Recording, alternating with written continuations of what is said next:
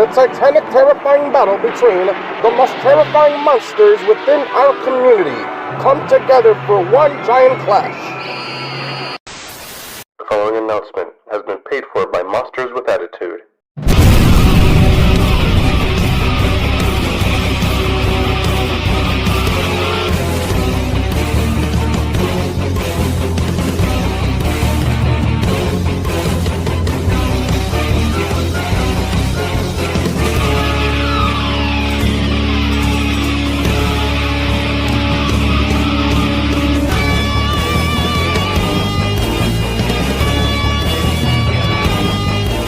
We are your podcast's favorite podcast, living off of one phrase, 3 words. Embrace the attitude. What is going on, everyone? You already know it's your boy Jordan, the Don Adorno. And if you guys did not know, we just happen to be fans of Dragon Ball. So, yeah, that's the reason behind this show. All right. Enough said. End of show. Hope you guys had an amazing rest of your day. I'm just kidding.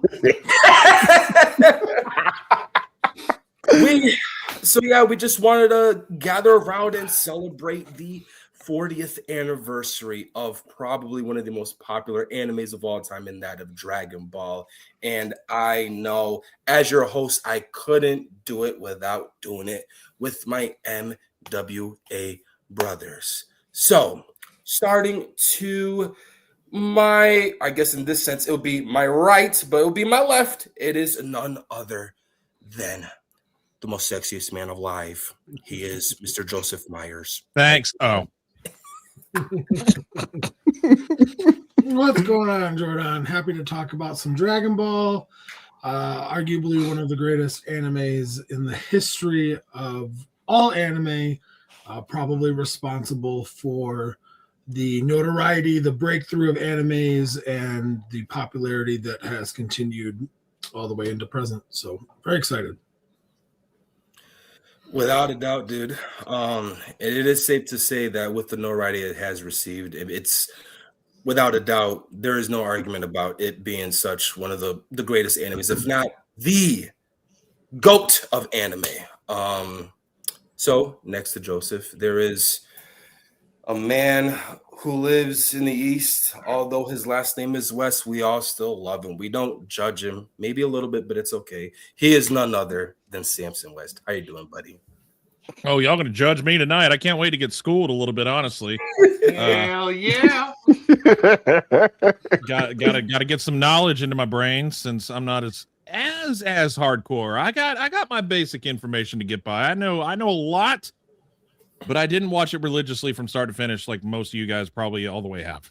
So yeah, but no, I'm late nights with Toonami watching this show in the early 2000s. Come on, man.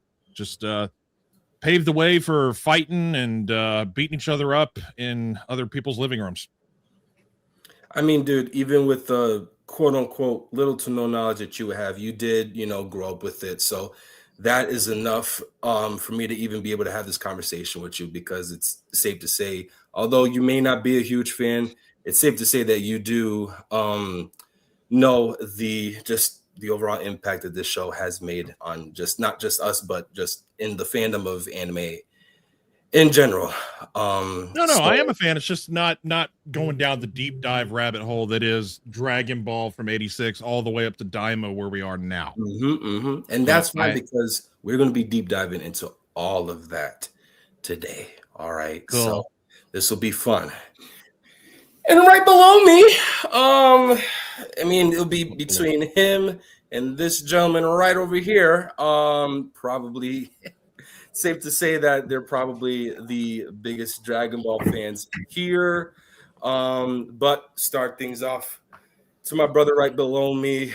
This is the man that had introduced me to these beautiful prehistoric beasts that are MWA, hence the reason why I would end up being a member. Mr. Adrian Settle. How you doing, my brother? I'm doing amazing, Jordan. How you doing? What's up, Kaiju family? I am super excited to talk about Dragon Ball Z today. As much as I love Godzilla, my knowledge on Dragon Ball Z is bar nothing. So I'm really excited to see what type of Oh, debates we get into today. I couldn't tell really at all. Not at all. No, not at all.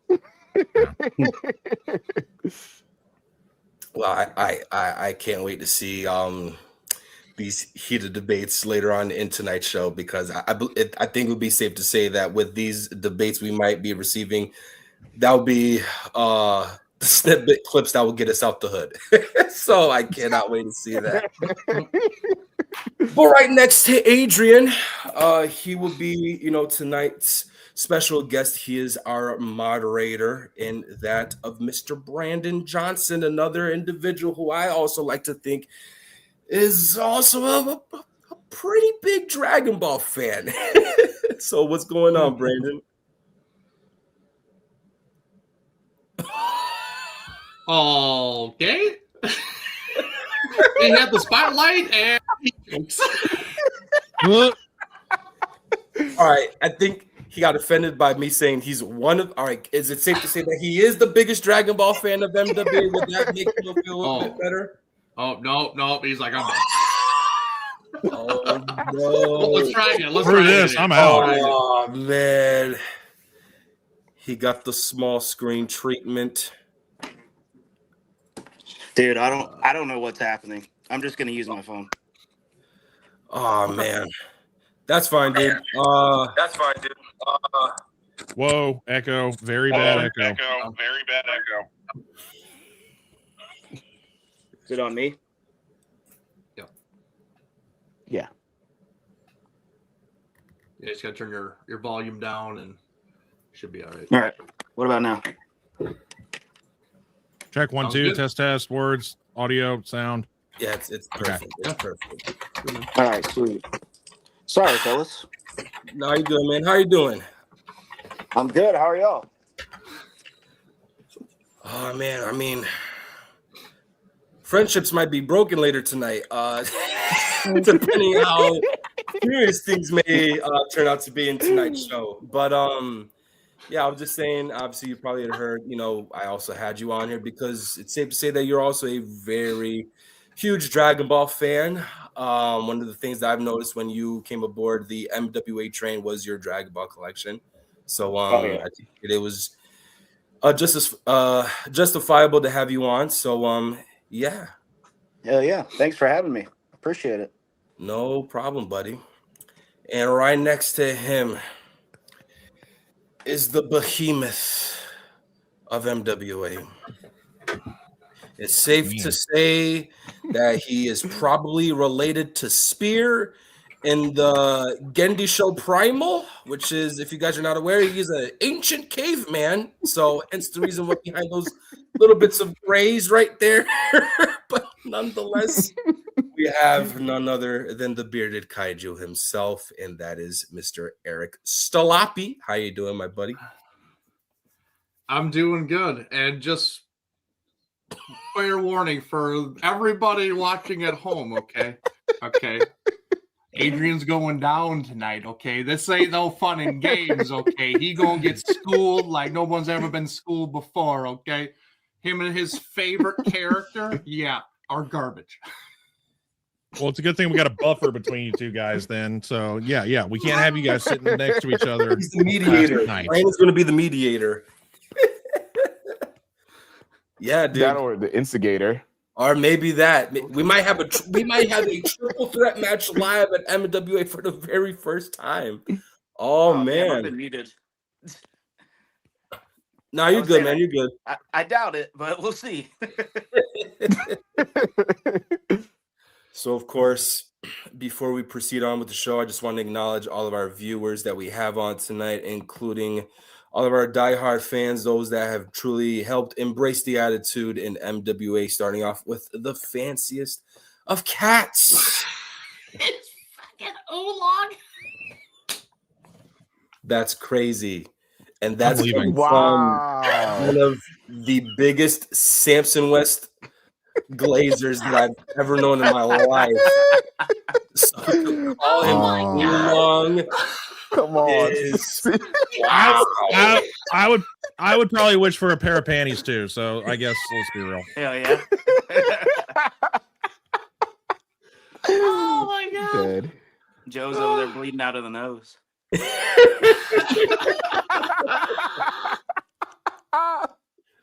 Oh, thank you for that. Thank you. God, Next up, we have a guy that I like to think truly helped showcase everything that was Wonderfest. A man that we cannot be more grateful for doing all those good things. So it's always great to have you on, buddy. Hello, Frank. Mr. Mike Sontag. Michael. Good evening. What up? What up? What up? And of course, one of the this guy has been with us for a long time. Oh, look at that. Look at that. He might as well have been on the show. What's going on, Nathaniel? I'm surprised there was no King Kong Lives reference in there. That's pretty wild. Yeah, he changed it up. We Right. definitely not doing that in this show. I'll tell you that much, as long as I'm hosting it. What's up, Tyler? How you doing, buddy? John can probably attest to this. Any artist would kill to have even half as much skill in their drawings as Toriyama. That is, Yes, sir. yep, those are facts. Jake, what is going on, buddy? What's going on? Alex, the guy that keeps me awake at work.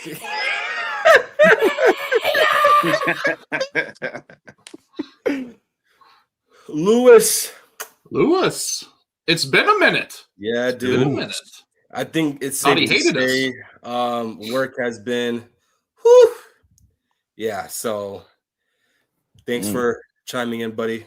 I know work has been rough, but it's all worth it at the end. Isaiah, what's going on, man? Yeah, what's going on, man? Isaiah. Team Rog. Big Rog. What's And- up? Also got Bobby. Bobby Reynolds. Bobby. Bobby. Damn it. Bobby. Damn And it, I Bobby. believe Damn it it, is Bobby. safe to say, wait. And of course, Oscar. guy that's literally Ooh, right on the what's dot with going these on, Oscar? shows. Another fellow moderator here at MWA. Oscar, how you doing, buddy? All Like right. that favorite character, by the way. All right. So we are going to deep dive, obviously, into the history of Dragon Ball. I have a few questions pertaining to the subjects that I have made for you guys. So are you guys ready to embrace go. Let's do it. 40 years of Dragon Ball? Let's do it. Yeah. All Yeah. righty then. First off, I mean, it's Legend. safe to say that Hmm. this is without a doubt one of the most legendary yet impactful and influential animes of all time. So if you just so happen to be one of those rare viewers tuning into this and you guys are not aware of Dragon Ball, allow me to give you guys a brief description that just describes the Dragon Ball franchise in its entirety. Dragon Ball is a Japanese media franchise created by none other than Akira Toriyama. The initial manga, written and illustrated by Toriyama, was serialized in Weekly Shonen Jump from 1984 to 1995, with the 519 individual chapters collected in 42 tankobon volumes by its publisher, Shueisha. Dragon Ball was originally inspired by the classic 16th century Chinese novel Journey to the West, combined with elements of Hong Kong martial arts films. Dragon Ball characters also use a variety of East Asian martial arts styles, including karate and Wing Chun, also known to be as Kung Fu. The series follows the adventures of the protagonist Son Goku from his childhood throughout adulthood as he trains in martial arts. He spends his childhood far from civilization until he meets a teenage girl named Bulma, who encourages him to join her quest in exploring the world in search of the 7 orbs known as Dragon Balls by offering her panties up. Just want to throw that out there. Summons, speaking of pennies, a wish-granting dragon. When gathered along his journey, Goku makes several other friends, becoming a family man and discovers his alien heritage and battles a wide variety of villains, many of whom also seek the Dragon Balls. Toriyama's manga was adapted and divided into 2 anime series produced by Toei Animations, being Dragon Ball and Dragon Ball Z, which together were broadcast in Japan from 1986 to 1989 and 1989 to 1996, respectively. Additionally, the studio had developed 21 animated featured films and 3 television specials, as well as an anime sequel series titled Dragon Ball GT, and 2 anime mid-cool series titled Dragon Ball Super and Dragon Ball Daima. From 2009 to 2015, a revised version of Dragon Ball Z aired in Dragon Ball under the title Dragon Ball Kai, as a recut that follows the manga story more faithfully by removing most of the anime exclusive material known as filler. Several companies have developed various types of merchandise based on the series, leading to a large media franchise that includes films, both animated and live action, which we will talk about momentarily, collectibles, trading cards, games, action figures, etc. All these have contributed to make Dragon Ball one of the highest grossing media franchises of all time. The Dragon Ball manga has been published in over 40 countries, and the anime has been broadcast in more than 80 countries. The manga 42 collected takoban volumes have over 160 million copies sold in Japan and 260 million sold worldwide, making it one of the best-selling manga series of all time. Dragon Ball has been praised for its art, characterization, humor, and broad audience appeal.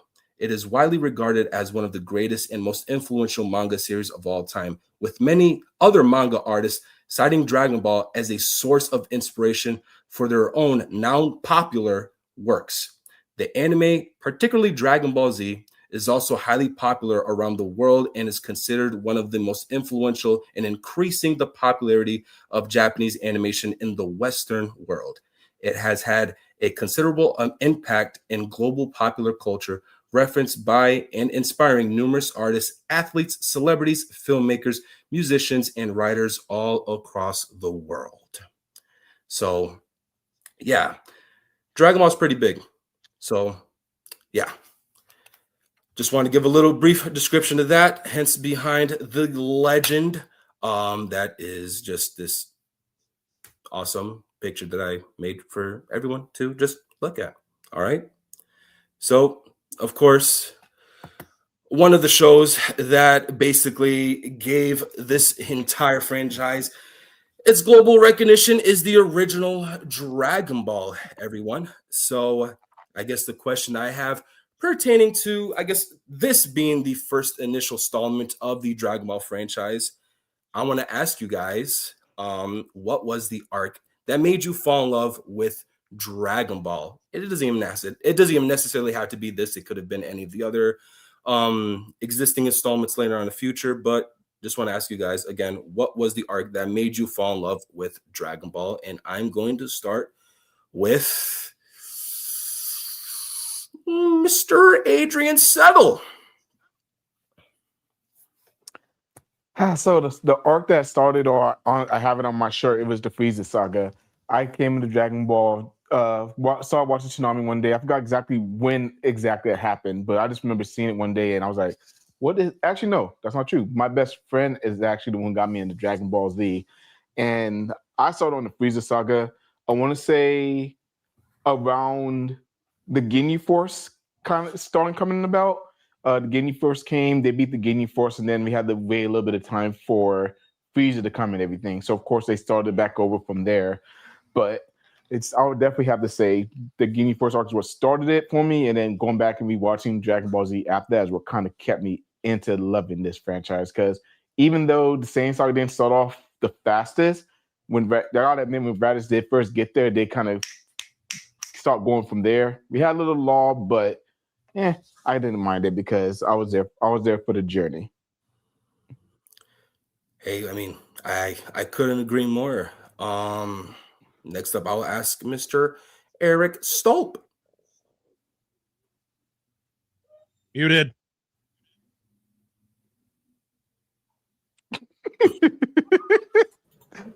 Okay, thank you. Yeah, you are welcome.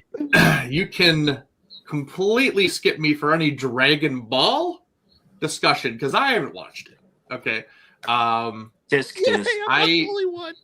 No, like it's something that never appealed to me. Even when I started, Wow. I never went back because Dragon Ball Z was like peak. And I just went from there and just kept going. I never went back. I tried, I really did, but I could not get on board with it because it just wasn't the same for me. So I never actually ever finished it. I know for the most part what happens and like the main arc with Piccolo and all that kind of backstory. Like I get that. Anything else, don't ask me because I haven't seen it. So Man. and I'll be honest. Okay. Wow. I guess next up I'm gonna ask is Samson. Well, Eric stole my answer. Yeah, let's go. No, I never watched the original Dragon Ball either. I'm in the same boat. I kind of don't really have the want to see it. I get the whole childhood whimsy of Son Goku running around and going on the adventure and it being the original, but it's all about the violence and the fighting that is Dragon Ball Z. It's all about the hardcore beat 'em ups versus Dragon Ball being kind of more of a almost kid-friendly version of the show. Well, I mean, I shouldn't say kid-friendly version. It's what started it. So I don't have any knowledge as far as Dragon Ball. I have the most basic general knowledge. Like, see, Eric stole my answer. So I have enough to get by. But how I got started, Adrian stole my answer as well. It was Toonami in like probably the early 2000s. And I guess, well, me and Adrian are the same age, so we must have been watching TV at the same damn time. It was the Namek Frieza saga. It was somewhere in there. I can't pinpoint exactly where it was. I want to say it was during Frieza's second transformation when he was like the ugliest. Might mean third there. But then oh well, whatever. Either way, I mean, the middle two suck, anyways. But I do vividly remember the Ginyu. Echo again. Turn your volume down. You should be good now. Yep. Proceed. Okay. But I do vividly remember the Ginyu Force and their posing people to death and stuff like that. But yeah, it was somewhere during the Namek saga on Toonami late at night at my grandparents' house in the early 2000s. But I can't exactly pinpoint. I can't tell you, oh my God, I just saw this epic. This is when it started for me. It was somewhere around there. And I watched like 5 episodes that night in one sitting. And then I just watched it from every weekend when I went to my grandparents' house. I would continue to watch more and more. All right. That's awesome, dude. Joe. I first got introduced to the Dragon Ball franchise. I've said this before. I didn't grow up with cable or anything like that. So when I would get a chance to watch Toonami in its early form, or it may have even been before Toonami, like in the 90s and stuff, was when I would go to my grandma's and my cousins were there. And I walked in and the end of the Saiyan saga was going on when they were fighting Vegeta, and he went into the Great Ape, the Uzaru, and so right around there is what I can kind of blurrily remember seeing. And then I remember seeing Goku traveling to Namek and training in the ship, and then from there I distinctly remember everything from the Namek saga on. Obviously, in later years, once I had access to it, I had seen all of Dragon Ball Z, through movies and things of that nature, but or DVDs, whatever. But then not really even knowing that there was something different called Dragon Ball until probably the early 2000s.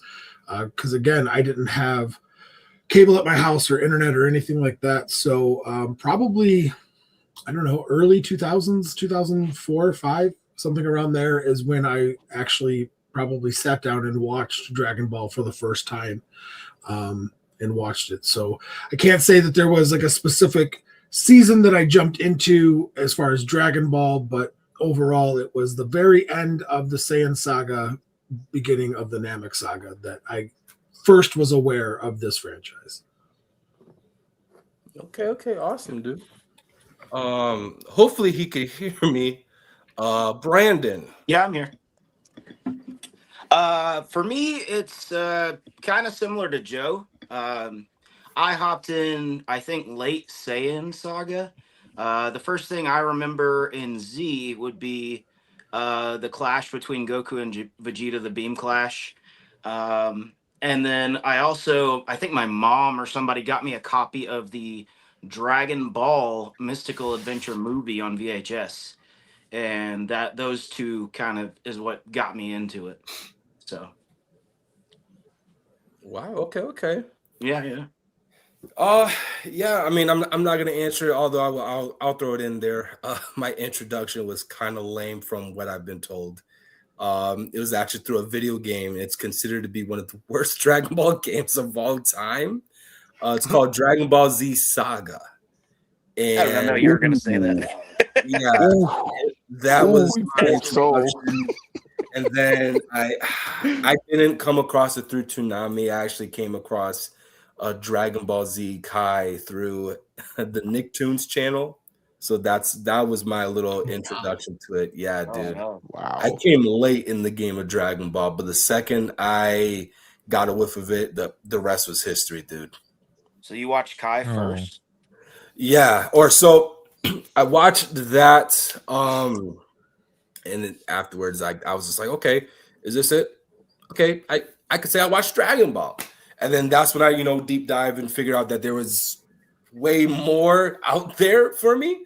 So I'm like, oh, okay. So then I just went on like a spiel of just trying to watch all the shows, movies, etc., video games, and yeah, So another question I like to ask, and I think it's safe to say, basing off of most of your guys' answers regarding the arc that made you fall in love with the franchise, if you guys were to give someone the opportunity to try to get into the franchise, where should they start and why? Brandon, I'm gonna ask you first, bro. Man, I tell everybody to start with Dragon Ball. I mean, if you've never seen Z before, it's not going to be hard to start at Dragon Ball.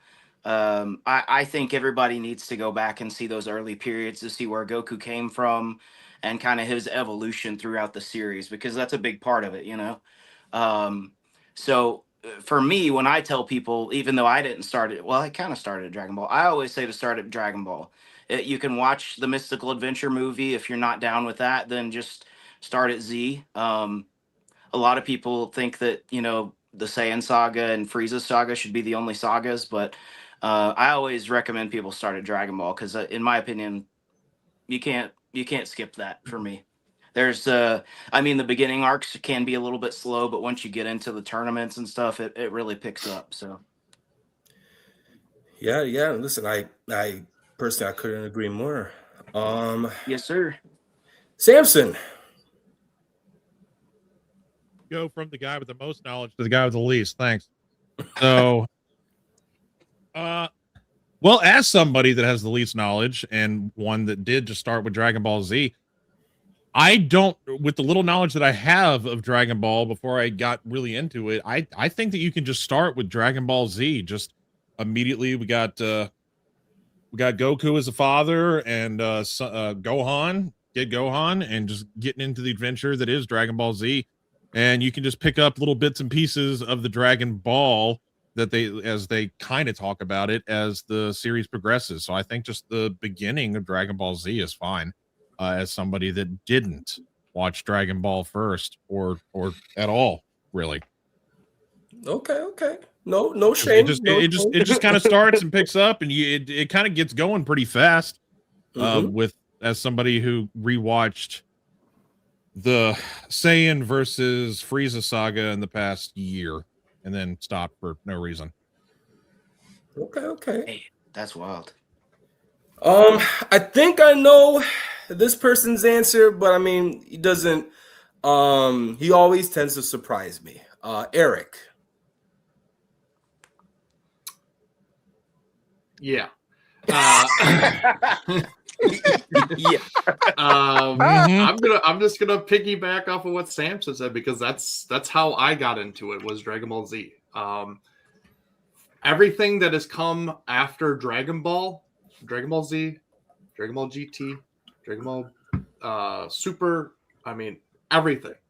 You literally don't even really have to watch Dragon Ball. Like there's nothing that when you watch past it, there's nothing that is super significant that you have to go back and rewatch and understand this to understand the rest of the story. They don't do that. There's characters here and there that pop in, whatever, this and that, but like they're not relevant. They're just fun little Easter eggs that they put in there. Like it's okay. You don't have to. So to me, because I started with Dragon Ball Z, I'm gonna say Dragon Ball Z. Because you want to get them hooked, you want to get them going and invested in this series, and that's I think the best way to get invested into these characters is to start with Dragon Ball Z, and then if they feel like okay, hey, like I want to see kind of more of an origin story and more backstories for some of these characters, okay, transition back into Dragon Ball and kind of go from there. But it's just not enough for me to justify, hey, start at Dragon Ball Z because it's the first one. No, like I think it really picks up and gets you hooked right at Dragon Ball Z, and it just continues through the whole thing and just keeps going. So that's going to be my answer. And remember, Eric, they also yeeted a lot of the characters from Dragon Ball out of just existence. There's a lot that just they get rid of, and they no longer they don't matter because they don't exist in Dragon Ball Z, or a lot of the concepts. Like, how often did we see the Nimbus in Dragon Ball Z? That was something that was an idea that they just kind of got rid of. And what is the name of the power pole? Is that what the thing's called that Goku carries? Yeah. So but there's actually a reason why, though. If you watch Dragon Ball, you would know why that they aren't in there. Which actually, I'm going to answer my part that you should start with Dragon Ball because there are answers like that of why the Nimbus isn't around anymore, the power pole, but also most importantly, you get the first introduction to all of these characters, not just Goku, but Bulma, Chi-Chi, Master Roshi, Krillin, Piccolo. You understand why Piccolo was a villain and, you know, and how he ended up becoming part of the Z Fighters. I mean, there is a lot of characters from Dragon Ball, like Eric said, that come back and just for maybe a quick 1 or 2 episode cameo, but there is a lot of story of why certain things were around, aren't around anymore. You get to see and know the relations and how these characters meet, how maybe a lot of them started as rivals or bitter enemies and became friends. Tien is a big player in Dragon Ball, and I don't want to say he gets sidelined in Dragon Ball Z, but he's definitely, you know, not as prominent of a fighter in some of the, you know, stories or whatnot. But there's just so much more to these characters, and it's not just side notes. There is actual reasons, and I'll just say it. The reason why Nimbus isn't around is because they tell Goku, hey, use it. So that way he learns to fly. He doesn't need the Nimbus anymore. You know, so like little things like that, like, and like Korin doesn't let him use the Nimbus to fly up to his tower because it's, hey, we want you to, the whole point of the train, it's not the sacred water that he drinks, it's the journey of getting to the top of his tower. And that's what actually made him stronger. It's not the water that he drank. It's the journey of climbing up and using your body and honing your skills. So like, that's why Goku quit using some of these things, because he was, I'm going to use my body. I'm going to use my mind, and I'm going to train and become stronger to where I don't need these gadgets anymore. The real treasure is the friends we made along the way. And the Nimbus does actually come back in Z in the later arcs. He does, yeah. Yeah. It does. Mm-hmm. Oh, well, screw me. Yep. Yep, exactly. So my answer is Dragon Ball. At the very least, just because there's easily, I don't know, 24 characters, 36 characters that it's important to know. And I mean, you can know within the first couple of minutes of an episode if it's filler. You could skip it, whatever, that's fine. But there is a lot of story that actually does get elaborated on in Z. It'd be nice to have that little foundation of the original Dragon Ball, in my humble opinion. What was the name of the girl that the creator even said that he completely forgot? Yes, with the split personality disorder, he just forgot and no longer put her in the series anymor. Akira Toriyama is notorious for forgetting his stories, his characters. I mean, Super Saiyan came around because he got tired of coloring their hair black. He didn't want to color in the black. That's why Super Saiyan's around. Yeah, because it was easier for it to leave it blank on a page. So. Yeah. I'm running out of markers. Yeah. Also to Joe's point, if you don't watch Dragon Ball, you don't know why Goku and Piccolo have such animosity at the beginning of Z either. You don't know why Piccolo hates him so much, So if you just start at Z, you're like, wait, why do these two guys hate each other? Why is Piccolo throwing all these mean one-liners at Goku? What's going on? So you kind of start out a little bit confused, in my opinion. Mm-hmm. I don't think so. I wasn't confused at all when I watched Dragon Ball Z. I literally just watched as I watched and just connected the dots as I went. I didn't need to go back and understand, because they literally touch base on a lot of these things you guys are talking about. They'll do filler episodes, touch back on, the backstory on what's going on, and then just kind of go. They're not going to go super in depth, 30 episodes into it, but they're going to touch base on it just so the viewer and the watcher understands what's going on. Then you just kind of keep going. So, like me. Also, to point out, Eric was in his late 20s when Dragon Ball came out. So, he was already established. He already got to do that to him. Kind of maturity. I know, right? Why you got to do that to him? Yeah. I mean, Eric's 70 now, right? So we all love Eric, and if he needs our help, wipe his bum, we will help wipe his bum if he can't do it anymore. Did you have Tsunami back in your day? Go ahead, Adrian. I'm not gonna lie, I was sitting here torn on this answer, honestly, because I definitely get what Eric and Samson are saying, because I started on Dragon Ball Z also, and I really wasn't too confused on exactly what was going on whenever I started my journey with that, and not having any knowledge of Dragon Ball. I didn't see Dragon Ball until I was right before the Cell Saga. That's when I finally went back and watched all of Dragon Ball. Wow. But I do agree with Joe and Brandon, because it's all about the journey and the storytelling of Dragon Ball. Yeah, it's definitely a lot of filler, a lot of slow moments in there. But if you're someone that's really, really into the storytelling of anime, you have to go back and start from Dragon Ball. But if you are just in the anime, just the action, the quick, fast action, everything, then start with Z. So I would really say it depends on the type of anime watcher you are and the person that you're introducing the show to. It can be either or, honestly. All right. Those are you guys all made fantastic point of views regarding your guys' opinions. I'm also one that I guess would tag with Joe, Brandon, and Adrian. I do agree. You can't hop on the journey without ever touching anything that is the original Dragon Ball. That's just my opinion. Nonetheless, definitely loved each and every single one of your guys' point of views regarding that. God, I have 153 episodes to catch up on to watch Dragon Ball. I mean, that's just Dragon Ball. That's what I just that's what I was looking up. I was like, what have I not seen? Okay. There is way more for you to be able to watch, buddy. And you're going to sit there and you're going to like it. MWA Dragon Ball stream. Yep. So, I mean, I think it's safe to say that we are all huge fans of Dragon Ball Z. This is the anime that had put us on the map of the lore of Dragon Ball. So I'm just going to jump right into this.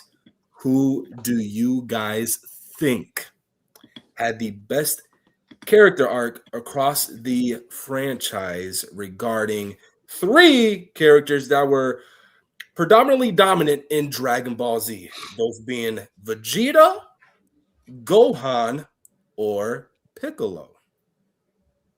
I am going to ask, because he looks kind of amused. He's quite, he looks like he's thinking. Not the man that's raising his hand. The man that's right below him, actually, and that is Mr. Scope. Oh, that is easy peasy because my name says it all. If you can't read it, that's what it is. Vegeta's the GOAT. Vegeta, I'll say it right now. Vegeta has the best character development and best character overall in the whole series, bar none. His character does a 180 from being a mortal villain and just somebody who doesn't care about anything to completely flipping the script and having a family and caring and befriending his mortal enemy and then training with him and considering him a friend and just everything about him. Like he is the GOAT. There is nobody that could touch him, honestly. And he is the best character in Dragon Ball Z and beyond, honestly. Just seeing how he develops, how he changes slowly, and then just the reasons behind him and why he does what he does, or why he wants to do what he wants to do. Like it's deeper thinking than just, hey, I want to fight the next strongest guy.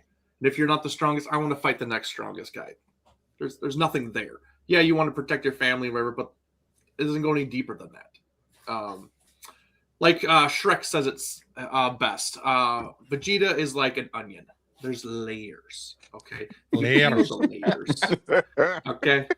So that's what he is. That's what he is. So yeah, I'm sticking and will always be a true Vegeta fan, and yeah, he will be forevermore the best in the Dragon Ball franchise.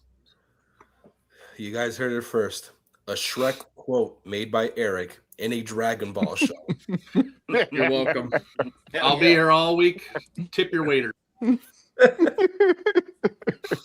So I guess I had to ask the next person. Scratch that. I'm actually going to ask Brandon this question. I was going to ask Adrian, but I want to ask Brandon because I think I know what Adrian's answer is, but I also am curious to see what Brandon's answer is after or before yours, Adrian, if you don't mind. That's fine. Man, yeah, it's Vegeta, bar none. Vegeta is not only the best character in Dragon Ball, he's my favorite character, period. He goes from being, a megalomaniac to, you can see the torture as he goes on through his journey from getting defeated and humbled by Goku and the like psychology break that he has from that. And then going into the Frieza stuff where he's, trying to deal with figuring out that Frieza destroyed his planet and his race. And then there's just so much, like Eric said, that you can pull back with this guy. And to see that as a child, that's the first like deep character development that I was exposed to like that. And it's still, some of the best that I've seen. So yeah, I'm gonna go with Vegeta. He goes from a villain to an anti-hero to a straight up hero back to a villain. It's wild and it's great and I love it. Okay. Adrian.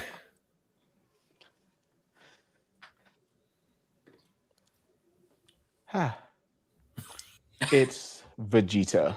It is the Prince of all Saiyans.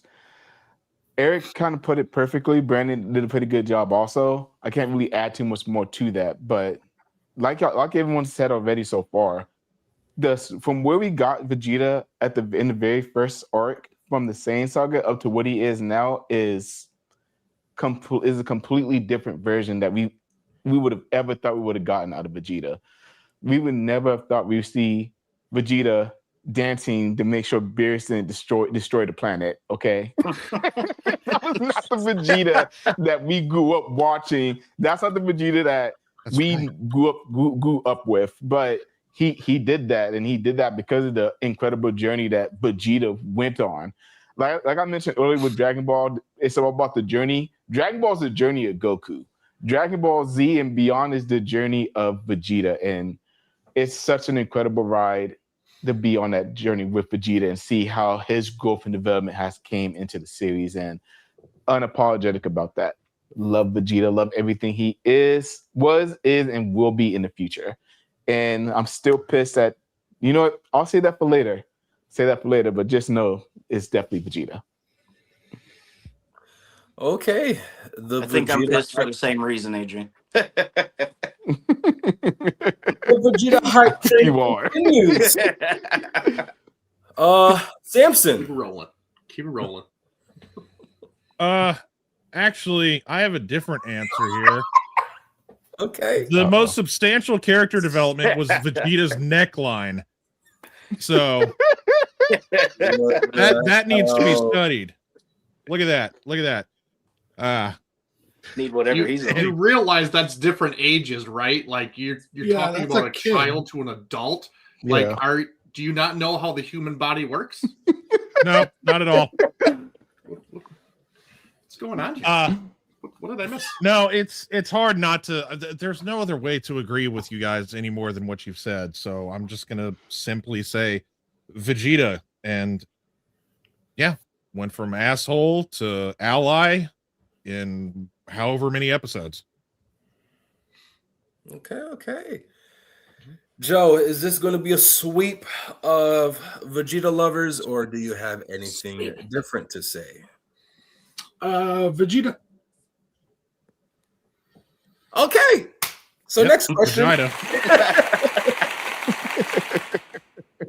All right. So this is going to be still pertaining to Dragon Ball Z. In your guys' honest opinion, what was the best saga in Dragon Ball Z? And I'm going to start off with Adrian.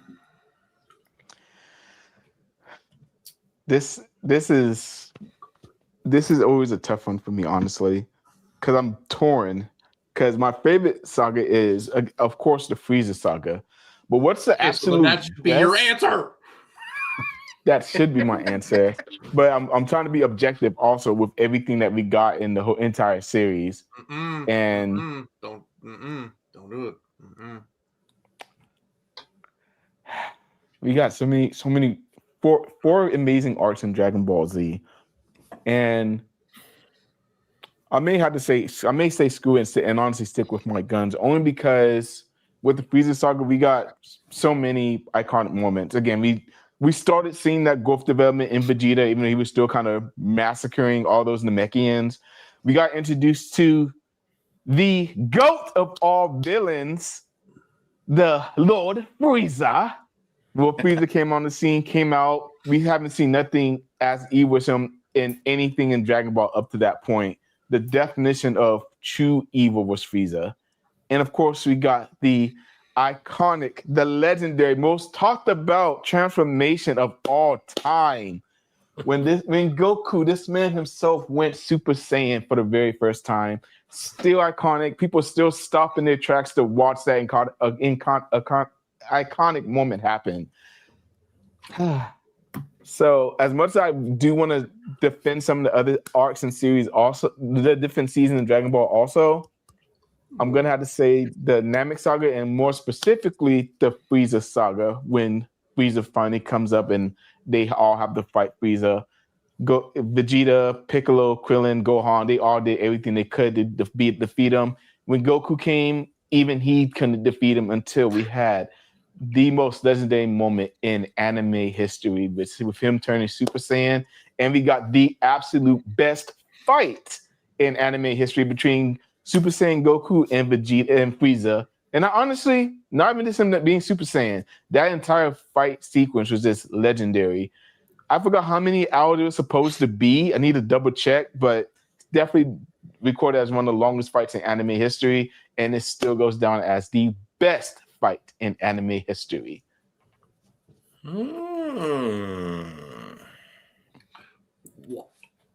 Oh, oh, oh!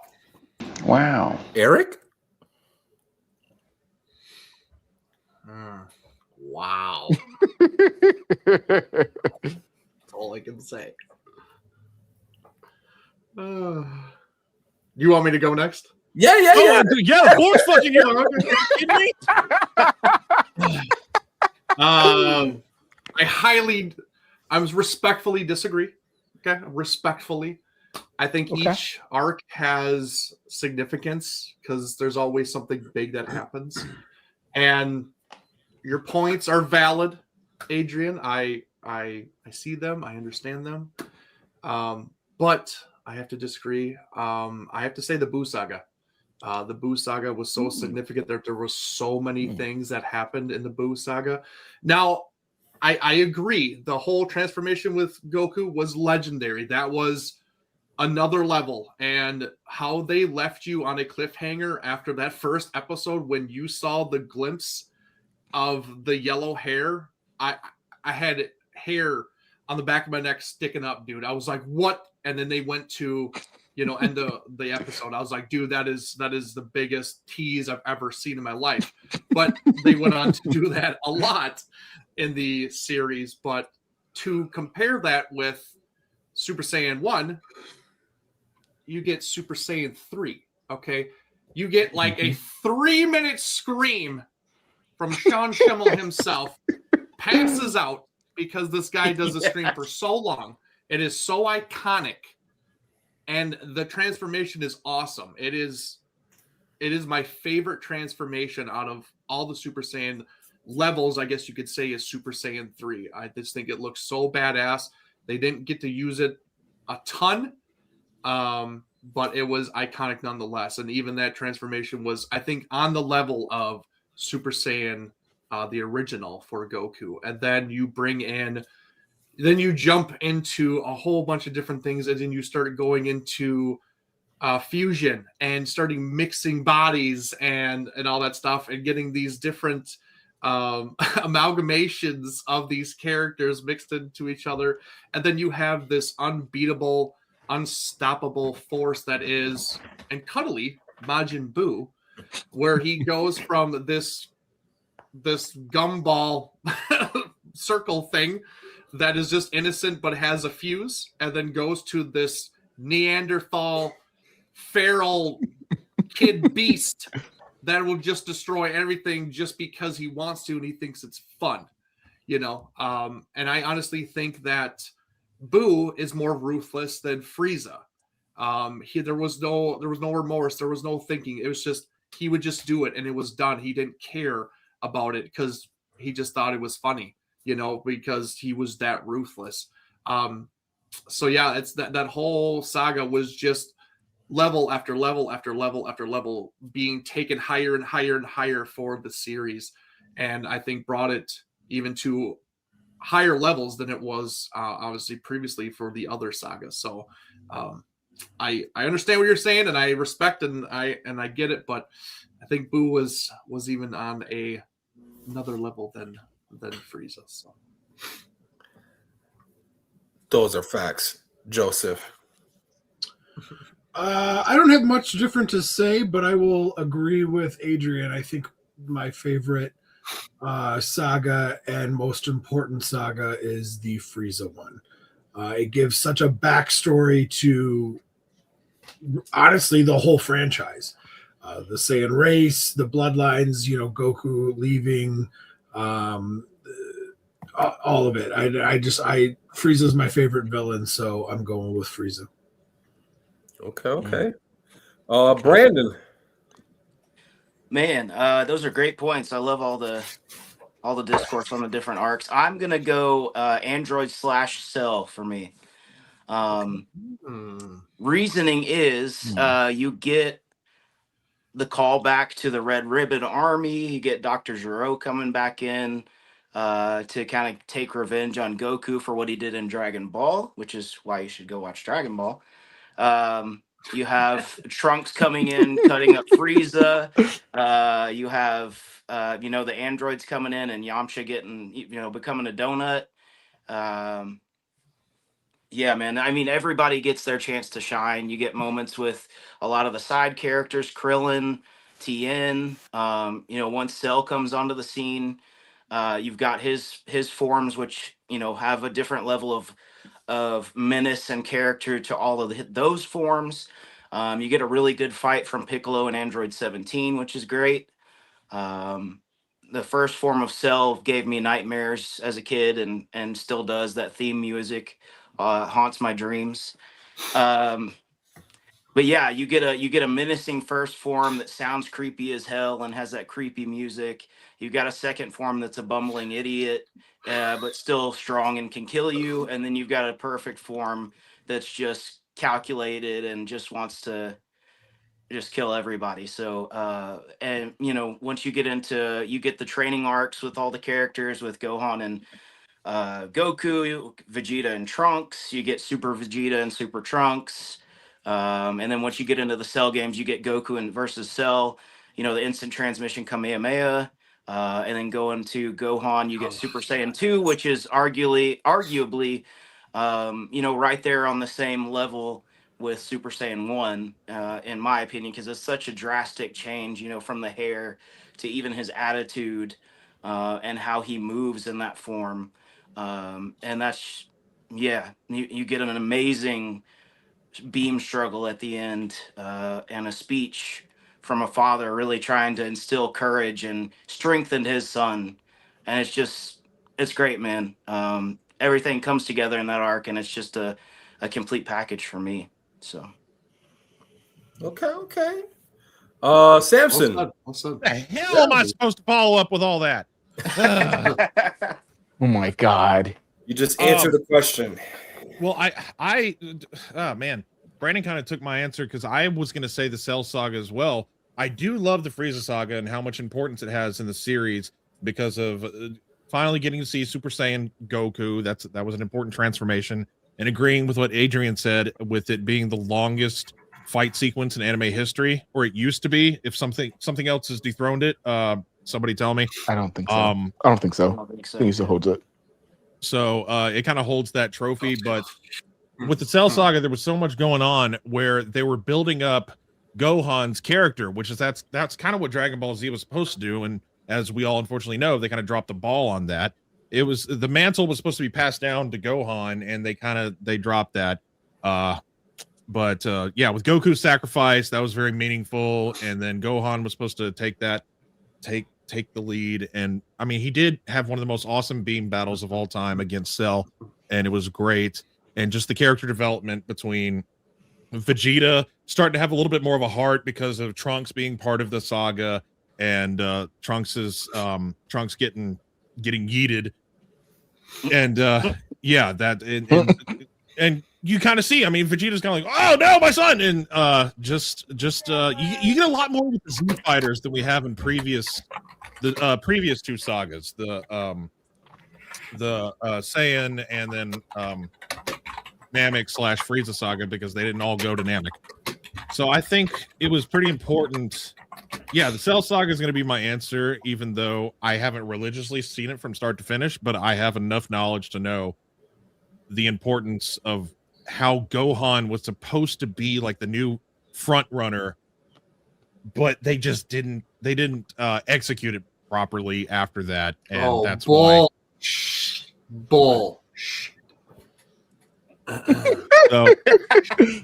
So that's my simplified answer with the knowledge that I do have. Tell him, Eric. Tell him why it's bull. Because it is. There's no. Yeah, this is it. Okay, Adrian, you want to go on this? Okay. Gohan couldn't cut it. He was not a likable character. Nobody wanted to see him lead the story anymore, or the franchise. That's literally why they had to bring back Goku. He wasn't it. He didn't have that it factor. Okay, let's be honest. Like, this even came from Akira Toriyama himself. He didn't have it. People didn't like him, so they couldn't go with Gohan. So they had to revert back to Goku. Okay, and then And then they do that, but then guess what? They could have done it with Gohan again, but do you think they did? No. Who did they do it with? They did it with Vegeta. Now it's a duo. It's Vegeta and Goku, front runners in the whole series. That's who it is. It's not Gohan anymore. It's Vegeta. So don't tell me they didn't do it right, because they executed it. It's just people did not see it and absorb it the way they wanted to. So then they had to trash the idea and go another route. So don't give me that scapegoat answer. Oh, they didn't execute it. Baloney. Wow, somebody's bitter. It's not so much bitterness. I like to think that those are facts as well. Thank you. That's my favorite saga. It's the Boo saga. There's no one in this entire world that would convince me otherwise that Boo was not on a whole nother level as in compared to any of the other Dragon Ball villains, including Frieza. His freaking dad warned him, if there's one thing you cannot mess with, you cannot mess with the Majin Buu. He had forewarned Frieza to not even go the route to even mess with Buu, because he knew the hierarchy that Buu had. Hell, there's a reason why he was even thrown in the Tournament of Powers, because Akira Toriyama stated that Majin Buu alone would have taken out every universe, and it would have been in a matter of that. So they had to throw Frieza in there because Frieza was more balanced power scaling wise amongst everyone else that was in the Tournament of Power. You're leaving the second part to that quote, and in that, because that was mentioned in Super. Yes. About King Cold telling Frieza to never attack Buu, but also Beerus. But also in Super, it's mentioned that Frieza was the strongest being in the universe without ever training a minute in his life. So with that being said, with Frieza just going and training for 6 months, he was able to unlock Golden Frieza. And then later in the Super arcs is going to be Frieza Black, which is Frieza actually legitimately realizing, hey, if I put some effort actually into myself, Frieza can turn into something that could even dwarf mastered Ultra Instinct Goku and Ultra Ego Vegeta in one hit. So Hold on 1 second, Joe.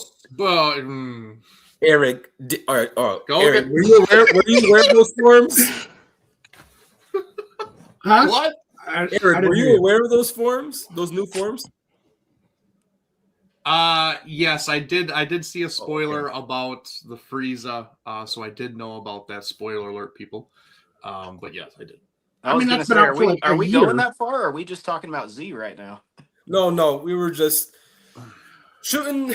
I'm only bringing it up because he brought it up. I mean, this is true. He did bring that up. I'm only bringing it up because you're bringing up a line that does not happen for another 30 years. If we're just talking about Dragon Ball Z, talk about Dragon Ball Z. You know what I'm saying? Like, it was mentioned while Frieza was in hell watching Goku and the rest of the Z fighters go up against Buu. He had quoted that to Cell. Yeah, that's what he said. Are you talking? You just said you were referring to the line. Sorry, go ahead, Brandon. No, Joe, you were going to say what I was going to say. Go ahead. I'm talking about, you mentioned the line from King Cold, yes, which Frieza says to, which Frieza's talking about. That happens in Super. He also mentioned that while he was in hell watching Goku fight Buu. I don't remember that. I don't remember that from Z. I remember it from Super. Yeah, like Joe was saying. But I remember that from Super, not from Z. Yeah, it's from Super. I think it's from Super. I know it's from Super. I mean, regardless, at the same time, couldn't the same thing be said about Buu, where he didn't train? He was just this being that was like all powerful. If he were to actually train, couldn't he be just as strong or even stronger than Frieza? Sure, maybe, but also Boo had to absorb people. I mean, he might not be training, but he didn't have to. No, I mean he did have to though. Otherwise, Super Gohan would have beaten him. Nah, Ultimate Gohan was getting that ass Jodan. Right, before you observe. I'm just saying, like, I know. Listen, I love Boo. I'm not trying to like crap talk him at all. Like the Boo saga is like my number. Like Frieza's 1A, but like the Boo saga's right there, man. Like I love Majin Buu. I love it all. Like. I mean, if I'm being 100% honest, but like you said, we had to choose out of the main 4. My number 1 favorite is the Garlic Jr. saga because, like, Yo, I'm just kidding. I'm totally kidding. I'm totally kidding. Yeah, no. I love the Majin Buu saga. It is like right underneath probably the Frieza saga for me. Like, but I'm just saying that if we're gonna throw in all this, Frieza was told to never mess with Boo, yeah, you're right. Like realistically, Boo is and was built at the end of Dragon Ball Z as like the final, like nothing. The gods, the protectors of the Saiyans, the Friezas, the Cells, all of them fear this thing. There is nothing that does not, shudder in fear by the name of Majin Buu. So I'm all for it of making Majin Buu like the most powerful ever. That's fine with me whatsoever. Like, I have no issue with that whatsoever. But if we're going to use that line and we're going to go into things, I don't know, for lack of a better word, retconned or thrown in there in Super, we also have to broaden it and state that, hey, Frieza also did not train and he was second without lifting a finger in training. Frieza was second only to Boo. So there is a possibility here that if Frieza trained, had the tenacity of training like a Goku or a Vegeta, that Frieza himself or somebody in Frieza's family, Cold, Cooler, whoever, could potentially like be unbeatable. Even the angels themselves would be unable to stop him. Mm-hmm. The angels. Yeah, Whis. Which is kind of where Won't we're be at able to now stop in the him? manga. So Yeah, that's I mean, what we're in at theory. now. All right. Enough of the Z talk. Let's just jump right into the next topic because, oh boy, things are about to get heated. All right. Whew. Dragon Ball GT. Talk about heated. All right. I personally have no understanding as to why this show has received such a great amount of hate. But now this would kind of translate into the question that I have written down for you guys. Is GT actually bad or just misunderstood?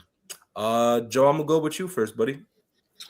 Yeah, I don't actually understand quite the amount of hate that GT has, if I'm being honest.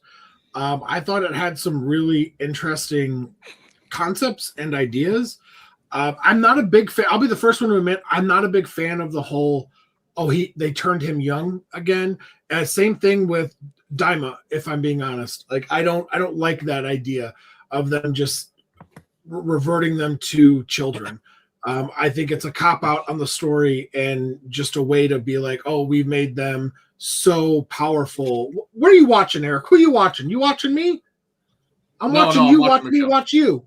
Oh, to me, and I understand why they did it in the sense of like these characters were getting or have gotten so powerful that they needed a way to cut their powers in order to fit villains in. I get that. Okay, I do. So I don't like that, but some of the villains and the ideas of the story, I don't hate. Like, I don't hate the idea of all this negative energy and the Dragon Balls causing a chain reaction that, they were being overused. And these were artifacts that should have maybe been used once every few hundred years or something like that. But we have these characters that are using them multiple times a year. And all this latent negative energy just keeps building up, and it spawns into something truly terrifying, a la Omega Shenron. Like, I thought that was really interesting. The expansion of like a baby, the Tuffles. Like, I just think I thought that was kind of interesting. I thought that was kind of cool.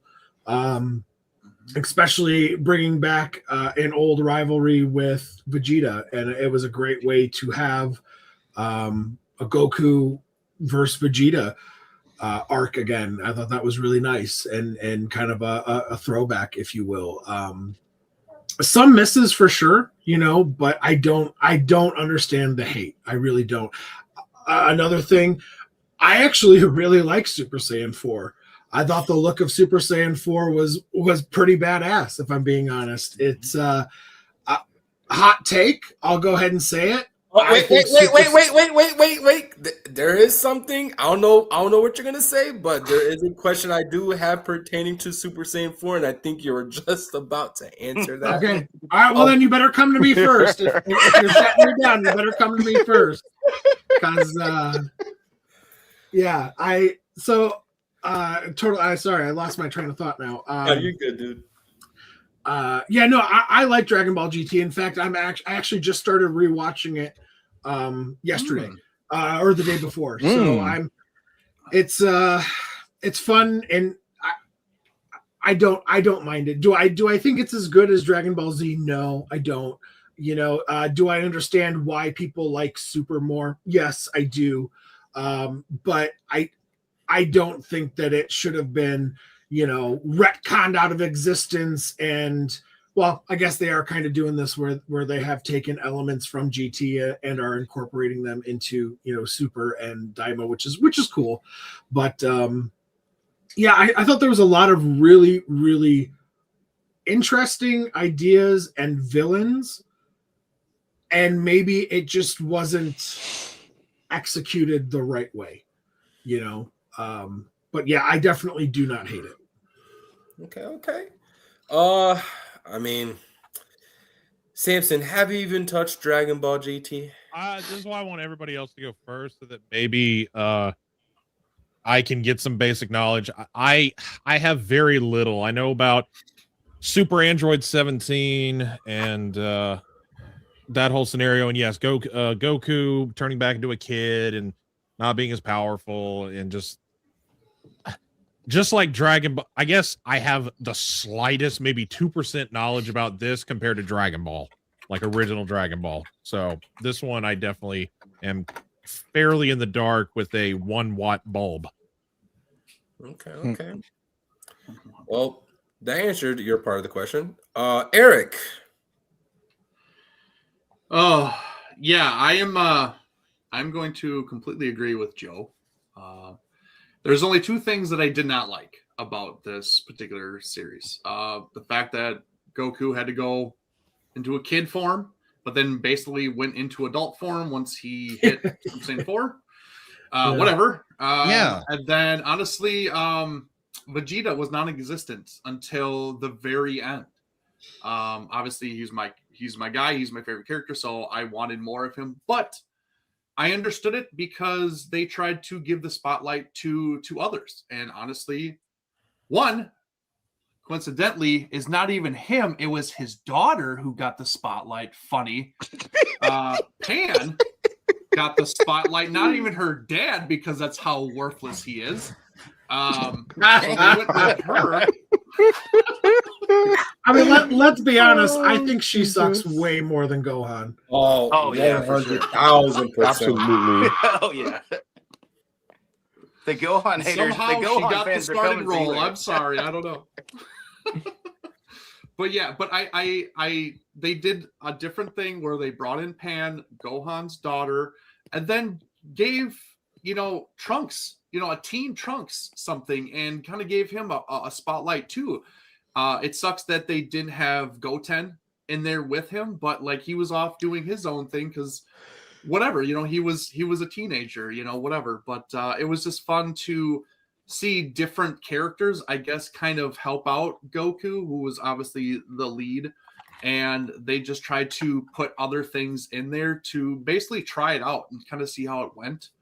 So I give them props for that, but yeah, the villains and the arcs were great in it. I one of my favorites, honestly, is Super 17. Like, I don't know why, but for some reason, seeing him a badass like that, like, I was like, this is awesome, dude. And then it's funny how, like, seeing that, then all of a sudden, in Super, they literally made him the MVP of that series and the very end, because if it wasn't for him, they probably wouldn't have won.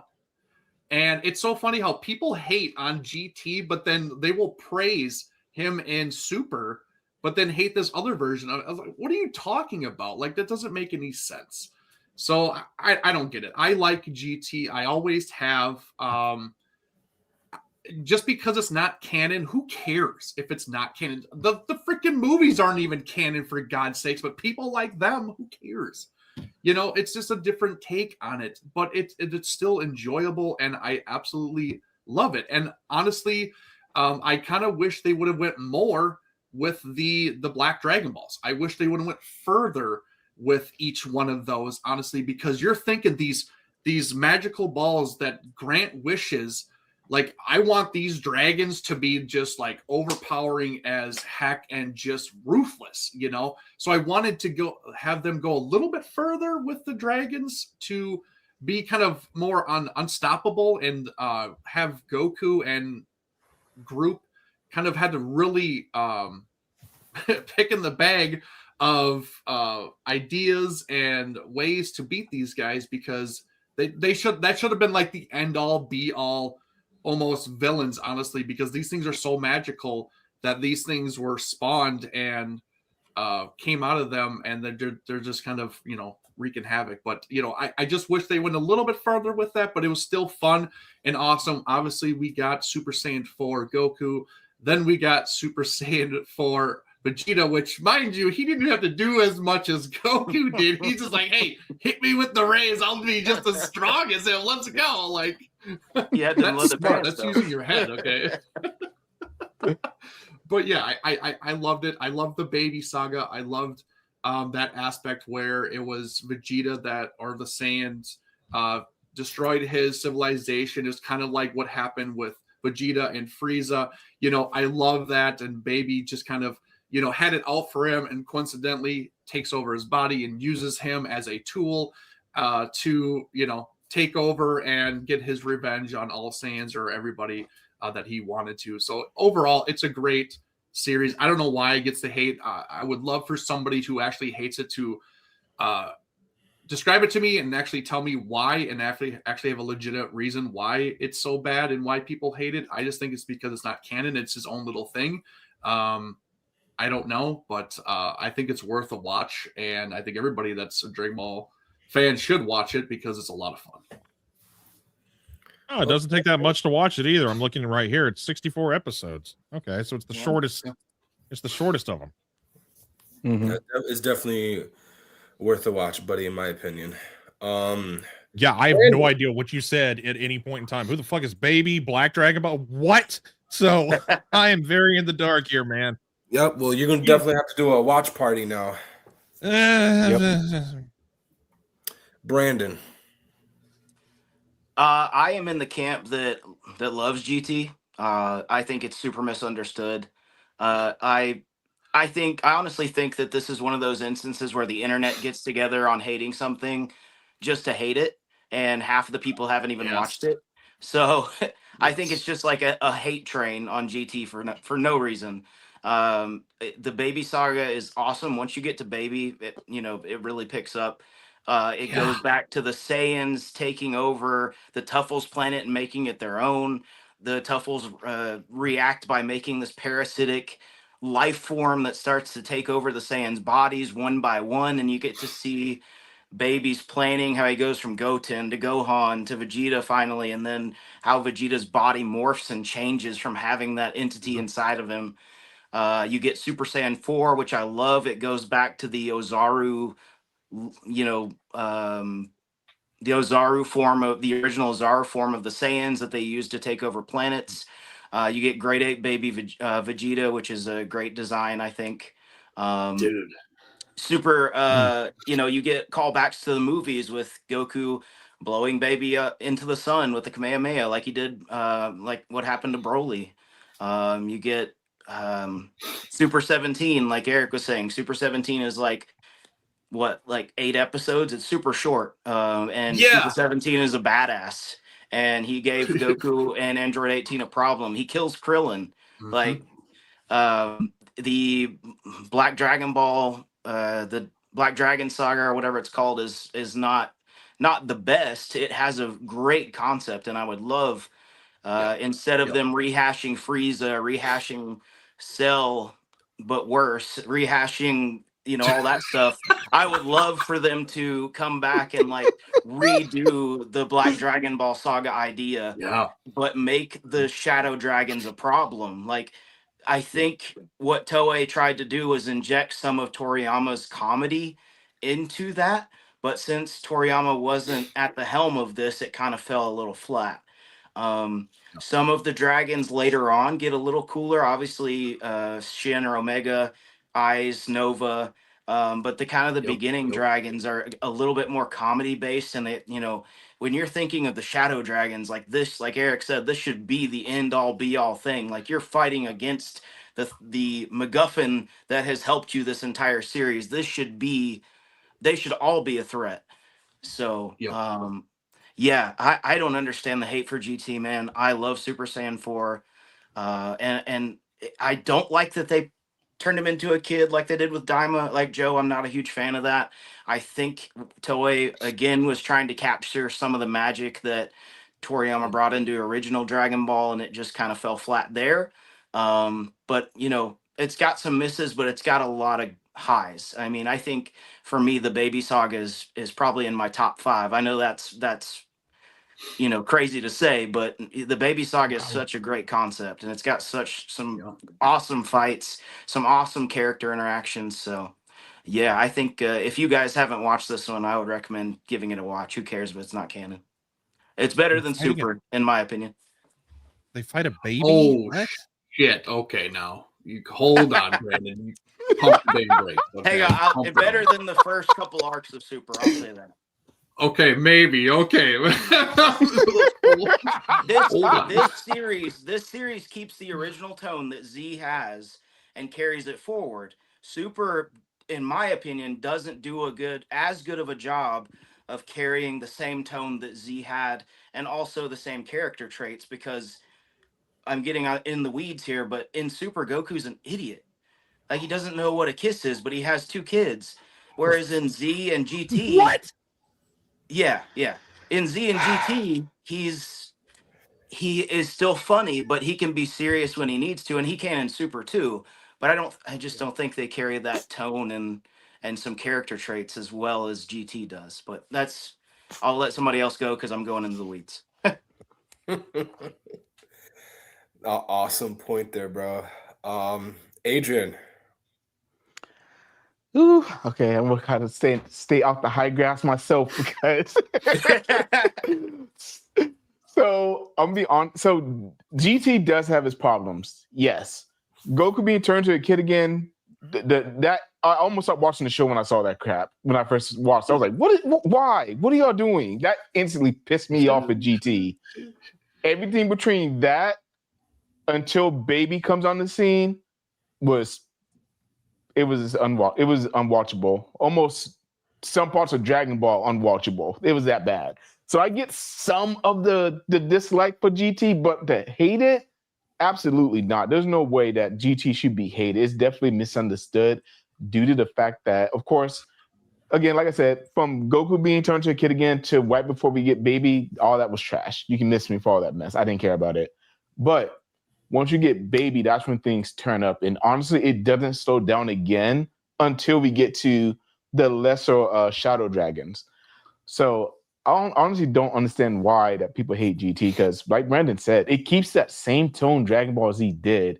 And Goku's not an idiot. in GT like he is in Super. But I'm gonna save that rant for the Super discussion because I got a lot to say about that. Brandon almost set me off, but I'm not gonna do it. I'm gonna wait. But yes, GT definitely does not deserve the hate it gets because it is a solid entry to the series. Just like I think Eric said it too. Just like all the Dragon Ball Z movies, those are incredible entries to the series as well. So stop falling for the rage bait, guys. Go watch GT. Who cares if someone wants to? Who cares what the internet says? If you haven't seen it, you have no opinion about it. Shut your mouth. Go watch it. See for yourself to see what you think about it.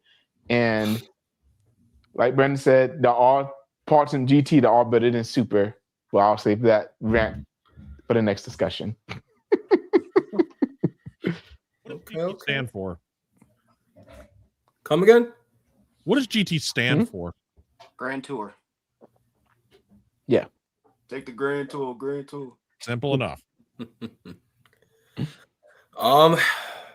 I guess the next question I got is: was Super Saiyan 4 better designed than Super Saiyan Blue? I'll ask Joseph Myers. Oh yeah. I'm sorry. What was the exact question? Is Super Saiyan 4 a better design than Super Saiyan Blue? Yes, 100%. Not even close. Blue is honestly stupid. Like, even Super Saiyan God, like it's Kaioken essentially, like the little red aura. Like there was nothing special about it. There was no real. It was their way, their lazy way, in my opinion, of continuing the transformation cycles by reverting. Super Saiyan God is essentially reverting him back just to a normal Saiyan. Super Saiyan Blue is just their new version of Super Saiyan. Super Saiyan Ego or Ultra Instinct is just their version of Super Saiyan 2. It's just their way to continue the transformations that we got at mimicking of Dragon Ball Z. At least with Super Saiyan 4, there was a noticeable change, and I thought it was cool. I don't. In my opinion, it's not even close. Dragon Ball, Super Saiyan 4 is way cooler, way more unique than. Oh, I'm Super Saiyan Blue. Oh, I'm Super Saiyan Rose. I'm Super Saiyan, Valentine Skittle Rainbow. Like, who gives a shit? That's so stupid. Like, I don't know. I don't like that. Was that the statement you were going to make earlier regarding Super Saiyan 4? Yes, but also what Brandon said. GT is better than Super. I knew I liked you, Joe. Brandon. Man, Super Saiyan 4 is better than Super Saiyan Blue. It's better than every super transformation, bar none. It's better than Daima Super Saiyan 4. It's better than some of the Z transformations. I mean, it's one of the best transformations in the series, in my opinion. It has so much creativity behind it. It goes back to the Saiyan lineage. It's unique. It sticks out when you look at it. It doesn't, you could put it in a lineup, and until Daima, it really stuck out. But yeah, I love Super Saiyan 4. I like it a lot. And also, like, in general speaking, one of the things that I hear people talk, I'm sure we'll get into it, since Brandon and I both said we thought GT was better than Super. I'm sure coming up here there'll be a discussion or as to why. So I'll hold my thought. So really quick, Brandon, this is to you. So I guess Michelle has not been caught up with Daima, and she goes, Daima has Super Saiyan 4. Did Brandon just spoil that for me? I'm so sorry. I mean, it did come out like what, end of 2024 or something? Yeah, but it's been a minute. She's a dub watcher. We were watching it together. I've been up to date and caught up. It's just a matter of having her. My bad. No worries, dude. That's But there's fault. a Big reason ol' Brandon, Daima jeez. copied this transformation and this design. So I'll just say that. So in other words, Michelle, What? watch it, damn it. Yeah, Michelle. Eric. You suck, Brandon. You took everything I was going to say. I was going to say it. It goes back to the Saiyans and their monkey form and why they have tails and all this stuff. Like, I love that. That was a great kind of mashup between the two. So yeah, I'll keep it simple.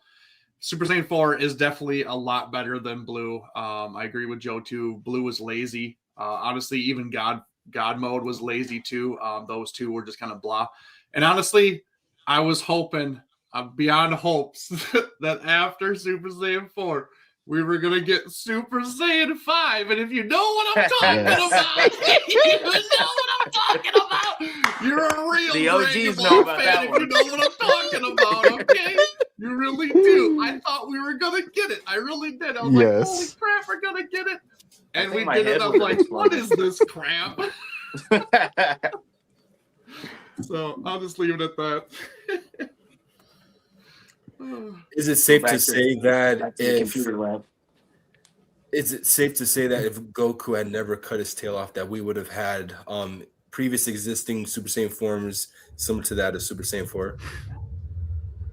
Safe bet. Probably. Well, It's a safe isn't bet. there- Yeah.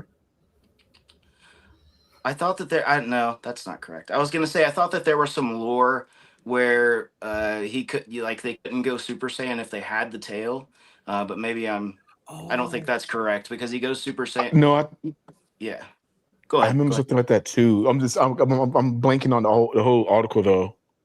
Yeah, It's something but he weird. obviously goes Yeah, Super something Saiyan weird. in GT with a tail, so I don't think that's correct. Yeah. Alrighty. Adrian. So everyone's already spoken their opinion, so I thought I'd do it a little bit different and just go with the eye test, ladies and gentlemen. Go with the eye test. Super Saiyan Blue. Oh my. Super Saiyan 4. Which one of these screams badass to you? Be honest, guys. How much you want for this? Be honest. Super Saiyan 4 all the way. All the way. Oh. I need that. Super Saiyan 4 all the way. Let me get that. Look at that. Look at that. And that's his Goku. That's his Goku. Vegeta Flex 'em. Super Saiyan 4 looks way different, way better than his blue form. If you ask me. Them pants though. But yeah, Super Saiyan 4. Easy. Easy. Samson. Sure. And moving on. No, agreeing with what everybody said. Super Saiyan 4 took the old versions and took it in a much further direction, reverting back. I'm just copying what you guys are saying. Yes, reverting back to the animalistic versions of him. He's got fur, he's got a tail, and I mean the vicious red around the eyes, the yellow pupils. He looks, I mean, he's mean, and he doesn't have to have that yellow hair to look badass. It goes back to black, and it's really cool. It's animalistic and ferocious, and it's different. And yeah, Blue and God and what's the latest one? Ultra Instinct. It's just, oh man, how much different can we make his hair? They don't really create anything eye-catching about him other than, all right, let's change his hair to a different color. I mean, we're Super Saiyan Rainbow at this point. Okay. Can I add one more thing too before we move on? Yeah, what's up? And as far as no one else brought this up, Goku's demeanor from Super Saiyan 4 compared to Blue. Goku's demeanor completely changes. Super Saiyan 4 Goku, he doesn't mess around. He ain't playing no games. He's not trying to see if he can get stronger. No. When Goku goes Super Saiyan 4, he's all about business. Super Saiyan Blue, I lost every fight he was in. I'm just saying. Yeah, he kind of like took the persona of Vegeta in a way of like, okay, he's like, he knows he has to attack. He knows he has to be serious about fighting, and he tries to finish it. For the most part, he tries to finish it right away. But yeah, he's just agree. Like that's a good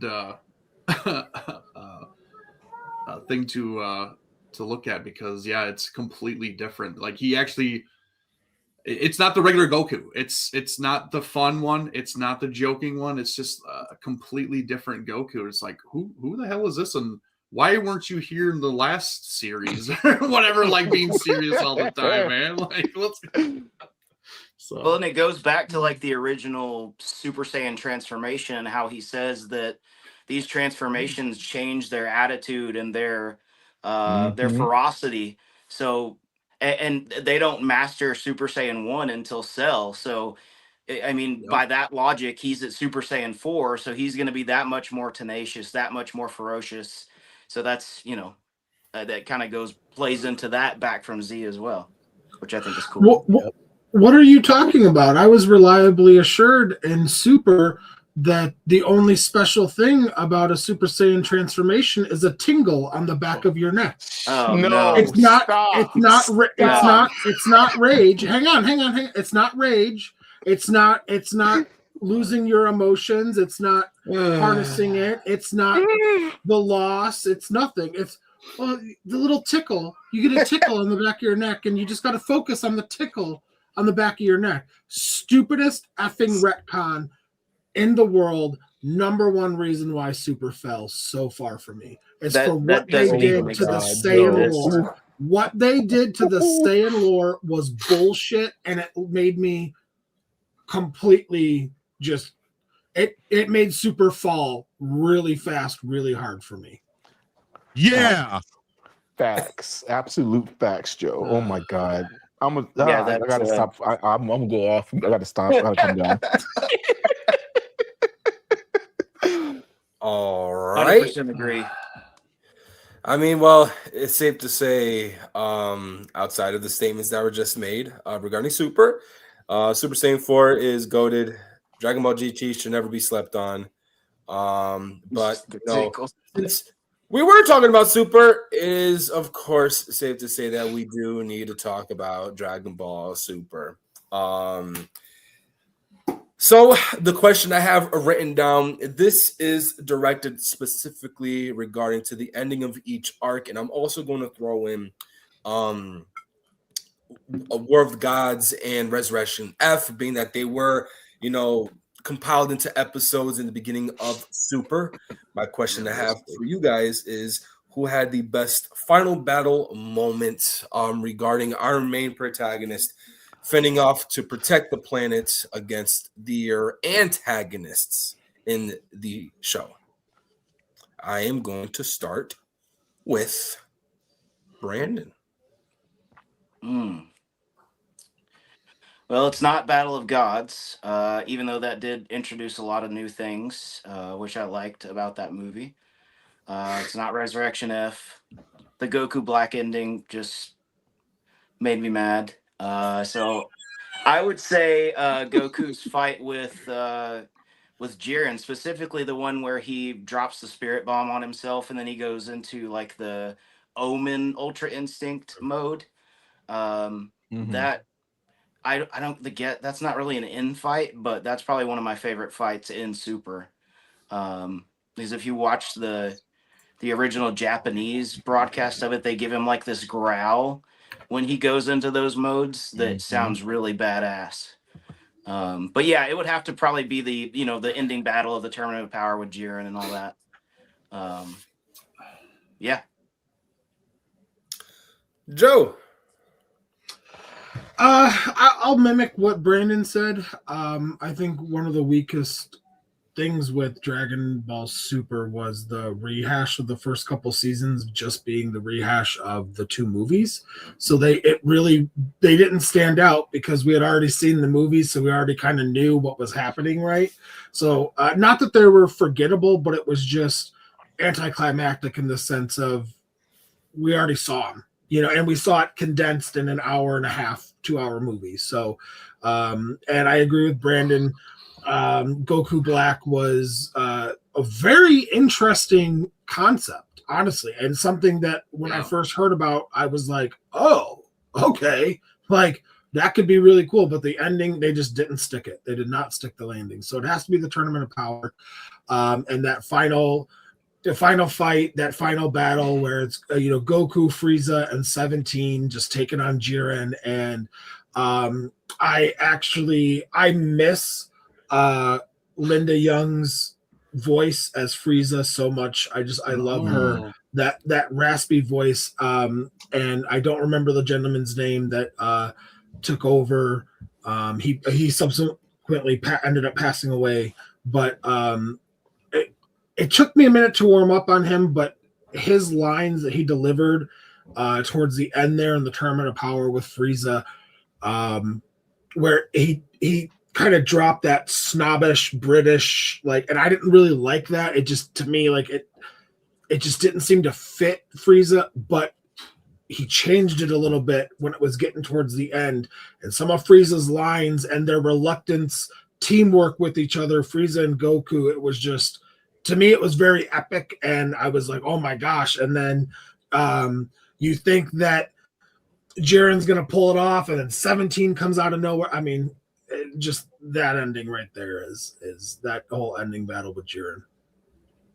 Okay. Jordan, can I change my answer? I'm sorry. Yeah, sure. Gogeta No, you can't. Gogeta versus Broly is my answer. That movie is canon, so that's my answer. Okay. Oh boy. Okay. Eric, go ahead, buddy. Go ahead. I'm gonna stick with the series, but I want to change it up just a bit, because I think this fight is underrated, and I think it had one of the best moments in the series was Goku versus Kefla. When he uses his Kamehameha to literally surf on her beam literally point blank her. Good God. My favorite moment of all for Super, dude, was, you talk about the instant transmission Kamehameha. That's great, and that was a holy crap moment also. This was the opposite of that in a newer form for Super, was that surfing Kamehameha ball, wave, whatever you want to call it, into her to knock her out, dude, because she had him on the rope. She had him dead to rights. And, honestly, if it wasn't for that, Goku would have been out of the tournament, and they probably wouldn't have won. So that moment was just peak, dude. So peak, and I absolutely loved it. It got me hooting and hollering and out of my seat. It was so fun and just climactic. It was amazing. So I'm gonna go with that one. Okay. I like that. Sensu, you reacted in a way that almost felt like Eric just took your answer. Is that true? Yes. I'm sorry. He absolutely did. You're welcome. I thought that was so fucking cool. I was like, oh my God. Because he was almost done, man. But then he glides and balances, does like a 360 flip and just wham right in her. Oh, it was so. Yes, the one time I actually know what I'm talking about, and you chose Eric first. Oh. Yes. Yes, I actually do wholeheartedly agree with that. The Jiren fight's great, and it's like, okay, it's the holy, it's the climax, but yeah. No, I thought that was cooler. So hell yeah, Isaiah. Yeah. Actually, female saying so. Yeah. You know what was an awesome freaking fight, but the fact that they kept him alive is what ruined it, was Master Roshi's final Kamehameha. Just that emotion in it. Oh yeah. When he's talking to Goku and Krillin and take care, boys, and all this stuff. You're like, oh, he's done, he's gone. But no, they kept him alive, but it was still freaking epic. Yeah. For sure. Adrian. I'm gonna break this down a little bit because a lot of us are saying the same thing. So I'm gonna break it down on why we're saying the same thing for people who may not know. So of course, season 1, Goku fights Beerus. Goku loses that fight, and I mean nothing really happens. Obviously. Resurrection F. I will never forgive that BS. Vegeta had his damn moment in his hands. In his hands, Vegeta had his moment. He was beating the brakes off of Frieza out of so many years of being under his slavery, and they stole that from him. And I would never forgive Super for that, ever. Mm-hmm. I would never forgive Super for doing that to Vegeta. The 6 and 7 tournament, man, everybody lost. Whatever, I don't care about that either. The Goku Black arc is my favorite arc in all of Super, but the ending pissed me off. Also, I hate the ending that they ended up doing. They should just gave it to Trunks. But whatever, it's fine. Now we get to the Tournament of Power, which we did have a lot of amazing moments. Of course, the like what Eric said, the Kamehameha, the Khalifa's face. I watched that with my boys. The house erupted when that moment happened. The house legit, we all like, oh shit, like we lost it when that moment happened, honestly. But my jaw dropped watching Goku and Frieza team up. The same look Vegeta had on his face was a look I had on my face. Like, what is going on here? So I'm gonna definitely have the side with. I think Joe said it with Goku and Frieza and 17 taking out Jiren. I'm gonna have to go with that one. Yeah, that was one of my favorite moments as well. Never would I have ever thought of seeing both of them paired up to team up to protect the planet in any way, shape, or form. Speaking of the antagonists in Dragon Ball Super, this next question I have is, do you think any of these antagonists live up to the universal threat of villains portrayed in the previous installments? Note, I am excluding the gods and the angels. I'm going to start with the face that's amusing me the most, Samson. No, don't go to me first because I don't have the knowledge. I haven't seen it all. Y'all kept saying Resurrection of F. I have not seen that. Don't know what that is. It's just okay. Another addition to Frieza's bio. The Return of Frieza, basically. Oh, yeah, Frieza. Got it. Duh.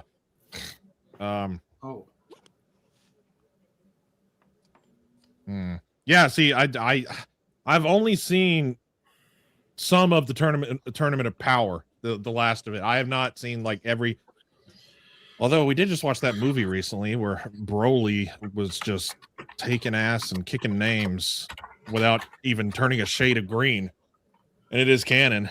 So, I guess that'll be my cop-out answer. I think Broly has some universal threat for sure in him. Yep, without a doubt. They had to send him back to his planet before he did something stupid. So, yeah. Eric. So, what are you asking? You asking out of all the bad guys who was like the baddest of the bad? No, like if what we had in Dragon Ball Super, do any of the villains live up to that universal, threat-esque type of vibe as it compared to previous villains that we've had, and those that we still praise to this day? Well, let's see. Like, well, one was a god, so of course, yeah.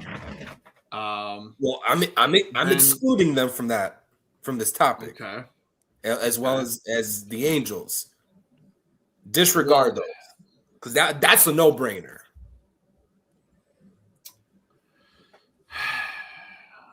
Obviously, I'm gonna say yes because Frieza's in it. Like that's what Frieza wants to do. Like that's simple. Like that's That is him. That's what he wants. So like right there, Frieza. There you go. End of discussion.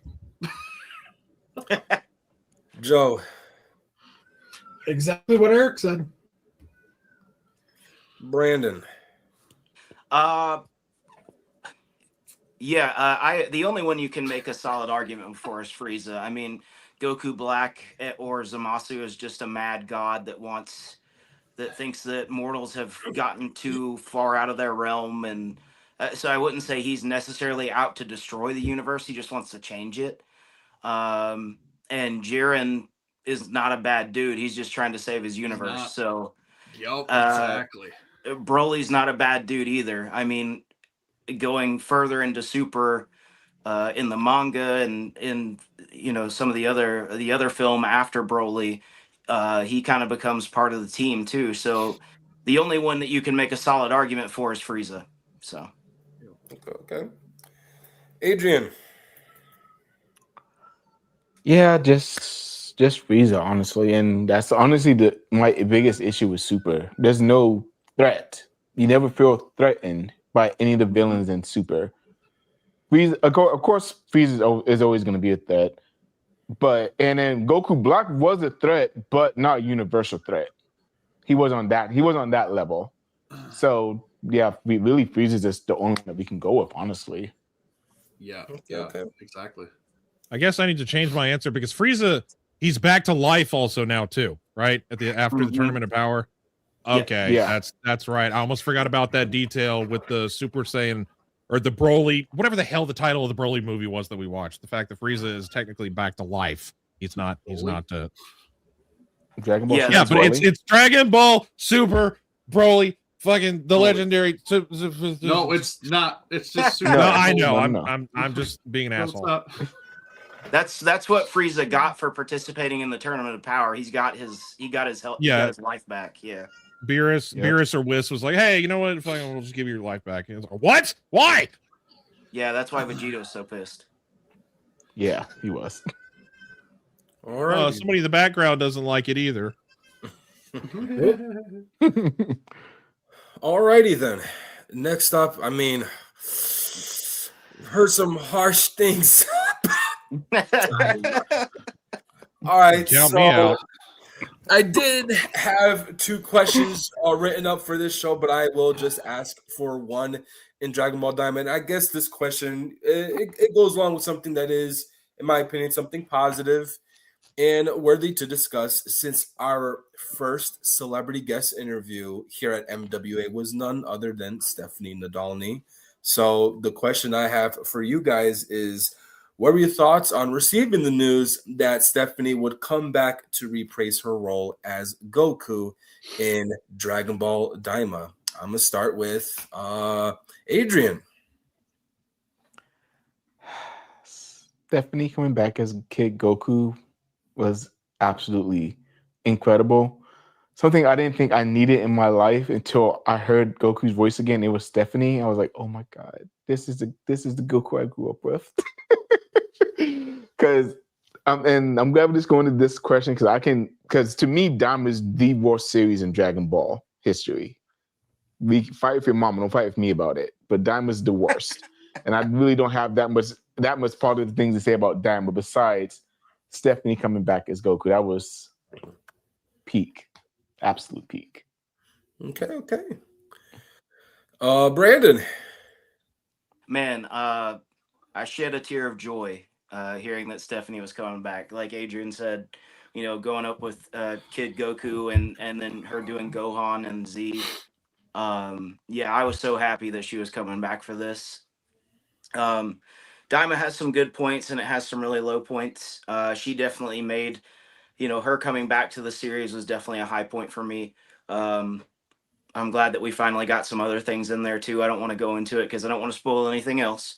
But yeah, I love Stephanie coming back. So definitely a big fan of that. I can't watch Kai for that reason because Kai changes around Gohan's voice actor, changes out some other voice actors, and it hurts my ears. So yeah.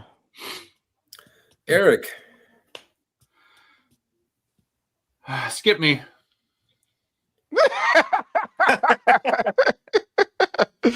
Gee, I wonder I'm why. really curious now. I didn't get to get skipped when I wanted to. I had to answer I'm right really then and there, no matter curious, what. Eric. No. I haven't seen Daima yet. I actually literally have not seen man. it. Okay. But I will answer the question on how I feel about Stephanie coming back and voicing Kid Goku. Obviously a plus.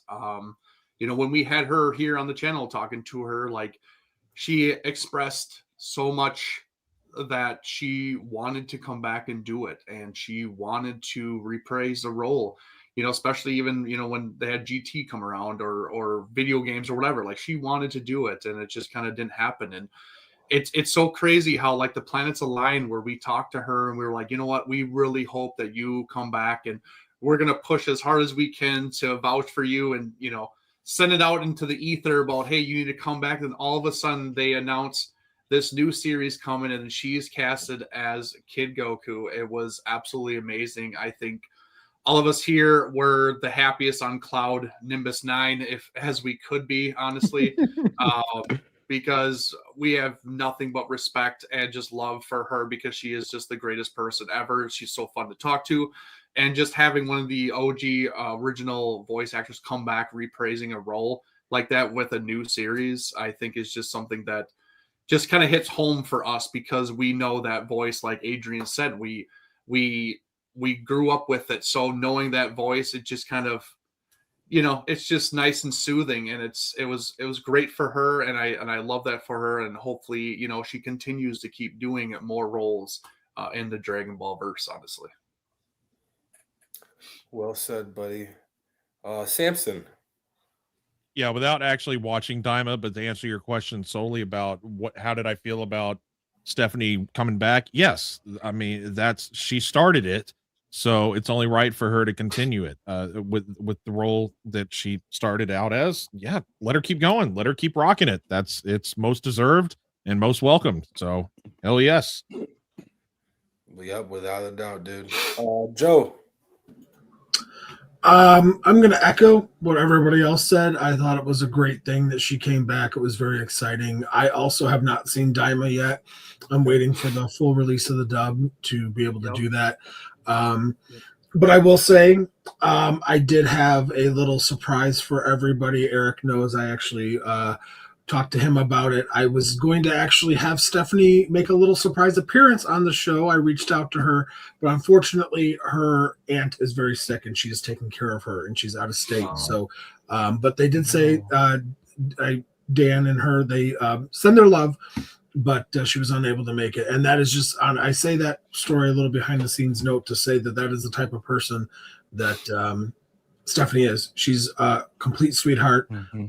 She was awesome as her role of Goku and Gohan, but she is all about the fans, and she loves meeting us, talking with us, and all of that. And she's really just such a great person. And I'm happy that she was able to come back, and I hope that she is able to come back again, because she deserves all the success.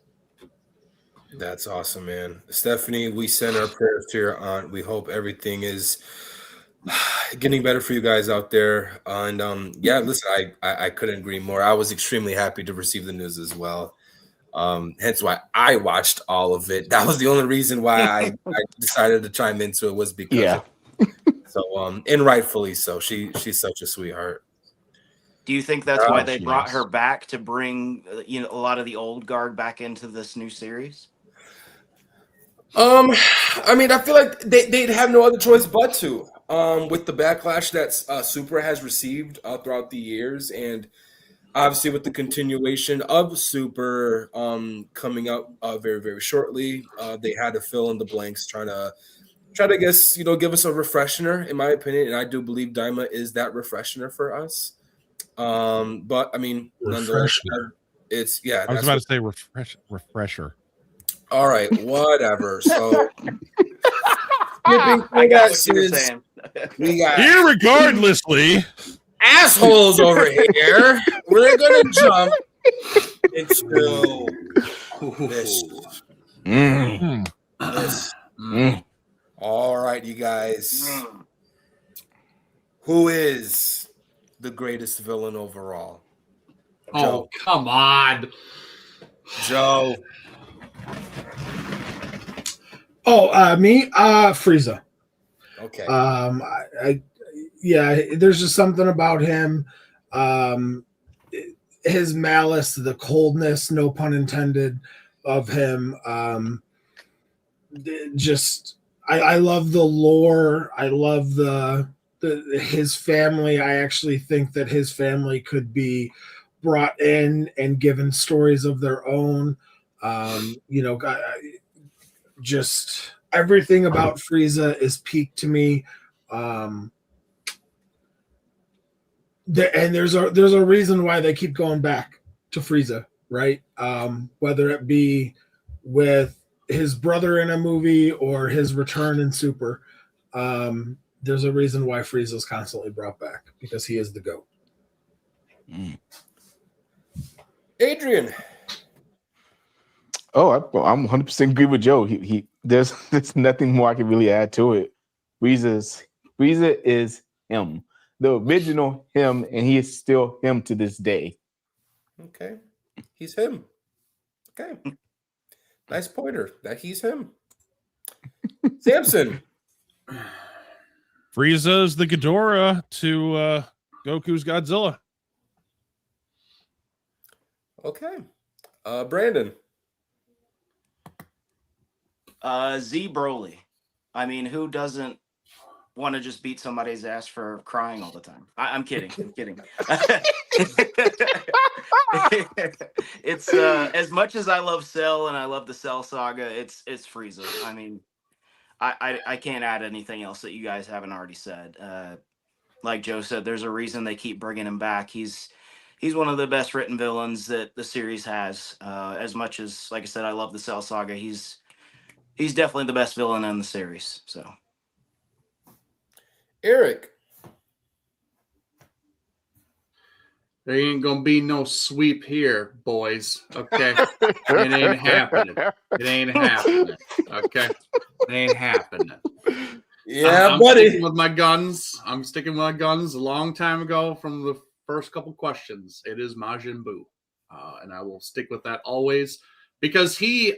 If you forget, he is not gone either. He is still around magically. He might not be relevant or whatever, but he's still around. That's okay. So all it's going to take is just one time, one time to maybe he revert back to that evil way. And that's all it's going to take, honestly. So, yeah, I just think his character, his changing, his abilities, all that kind of stuff is just next level. And I love it. Like, it just seems like they could never hurt him. To me, when I watch that series, I was like, dude, they're not hurting this guy. It doesn't matter what they throw him. It never looked like he was hurt ever. And that speaks volumes for me. So I'm going to stick with Majin Buu. Same here, dude. Shout out to Josh Martin, another individual who we had the privilege of sitting down with at MWA. Killer performance. Yeah, like with Buu, you felt like there was no hope for anyone. And he brought that to life, in my opinion, for Dragon Ball. So definitely Buu, without a doubt. Piece of candy. Next category I have for you guys. The movies. We have had a huge variety of movies, and some that we do tend to praise more than others, and some for, we praise the movies more than we actually do certain sagas and or shows. So would there be any specific character from any of these movies that you would want to bring back to make them canon? Easy. Oh, Mr. Stalapi? Yeah, I'll go first right away. It's Janemba. I love Janemba, dude. I love Janemba. He is such a unique character that he could do some damage, dude. Like, I love his movie. It's short, but man, it is awesome. It is so much fun, and man alive, I don't know what it is about him. His look is badass, and he's just another one of those like sinister, like not playing around, like I'm going to get you and you have nothing to say about it, honestly. And I'm not even going to say anything because I know Samson hasn't seen it yet. But once you do, Mhm. Samson, hopefully you have a great opinion about it, like I do. But yeah, it's so good, it's so good. But yeah, Janemba I think would be awesome canon for the series. Well, I have to ask, what movie is that, by the way? It's Called Fusion Reborn. Fusion Reborn. Fusion Reborn. Reborn. Hitler's in it too. Yep. He is. He is. He is. Let's bring back Hitler. Oh, never mind that. No. Oh my god! I forgot. All Oh goodness. Fusion Reborn. All right, now I They got have Power blonde Rangers. hair. Awesome. yeah. I've watched that movie way too much. Dude, same. Oh man, that movie's killer. good. Brandon. So good. Man, I would love to see. I really wanted Cell to be brought back properly. Okay. Yeah. Well, that's that's my answer. I want Cell to be brought back properly. I'm not gonna say anything else because I'm sure some people haven't seen it, but yeah. That's my Listen, answer. after what you're talking about, I will agree to that as well. And I'm not even the biggest Cell fan, but I do attest to that statement, Brandon. Yeah. Adrian. There's only one movie villain that's even close to being at par with Brawly, since Brawly's already canon now, and he's just way cooler. I want Cooler to return and be canon because that would be freaking awesome. Cooler was Brawly before we got Brawly. Cooler just came in as an absolute badass from off rip, and I just want to see Cooler come back and actually give Goku a challenge because I know with the movies they had to wrap it up all quick and stuff, but I would actually like to see Cooler fight Goku in that beefed up last transformation for a good while and see how that fight goes. Because really, when Cooler transformed, I feel like that should have been more of a challenge for Goku than Frieza being at his final form. But again, I'm just assuming this because of that particular movie. But I actually like to see a long, drawn-out fight between Goku and Cooler to the death. Cooler did return, And you got to realize Cooler is actually stronger than Frieza. So like that would be crazy. And he only went his second stage. So like we don't even know if he went. Oh no, that's not true. He went his final stage. His final form, his yeah. big stage or whatever. Yeah, which That was it's literally Frieza's second stage, basically. But whatever. But yeah, he's. I mean, he's No, that's Frieza's fourth stage. No, that's the form he goes to in the movie is the fifth stage. He's already in the fourth that's stage stage. 5. Yeah, because he stage says 5. I've attained a form that my brother could never get, and then brother blah, blah, hasn't. blah. Yeah. Yeah. Yeah. Okay. I was waiting for someone to say Cooler because I do know that you guys tend to appreciate Cooler in here. Sam. Oh, absolutely. I've only seen like a few movies, right? All right. Pick Joe. one that you've seen. Jeez. For real. For the movies you've seen. Good Jesus. Lord. Cooler, definitely Cooler. I love, like I just said last question, I'm a big fan of the Frieza family, and I think that there could be a lot of story in that. Yep, without a doubt, dude.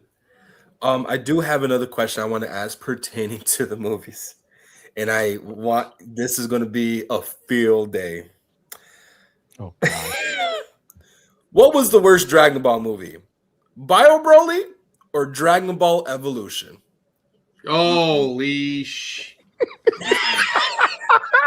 That's not even a question. I'll go ahead and answer. I don't know. All right, that is perfectly fine, Sam. I know you haven't watched it. I was going to ask you this, but yeah, these are the movies you would want to avoid. Joe. I have heard that from everybody. Bio Broly's not that bad. Yeah, I would say Evolution's by far the worst. Eric. Evolution's dog crap. Holy crap. Oh. Brandon, you kind of answered it already for us, buddy. Yeah, dude. Don't nobody watch Evolution. Please don't. Dude, for real. I know what I'm doing tonight. Oh no, You'll have No, 0 don't. viewers. It's Don't. terrible. We would lose viewerships if you do that, dude. Dude, for Adrian, real. We would. Evolution by a mile.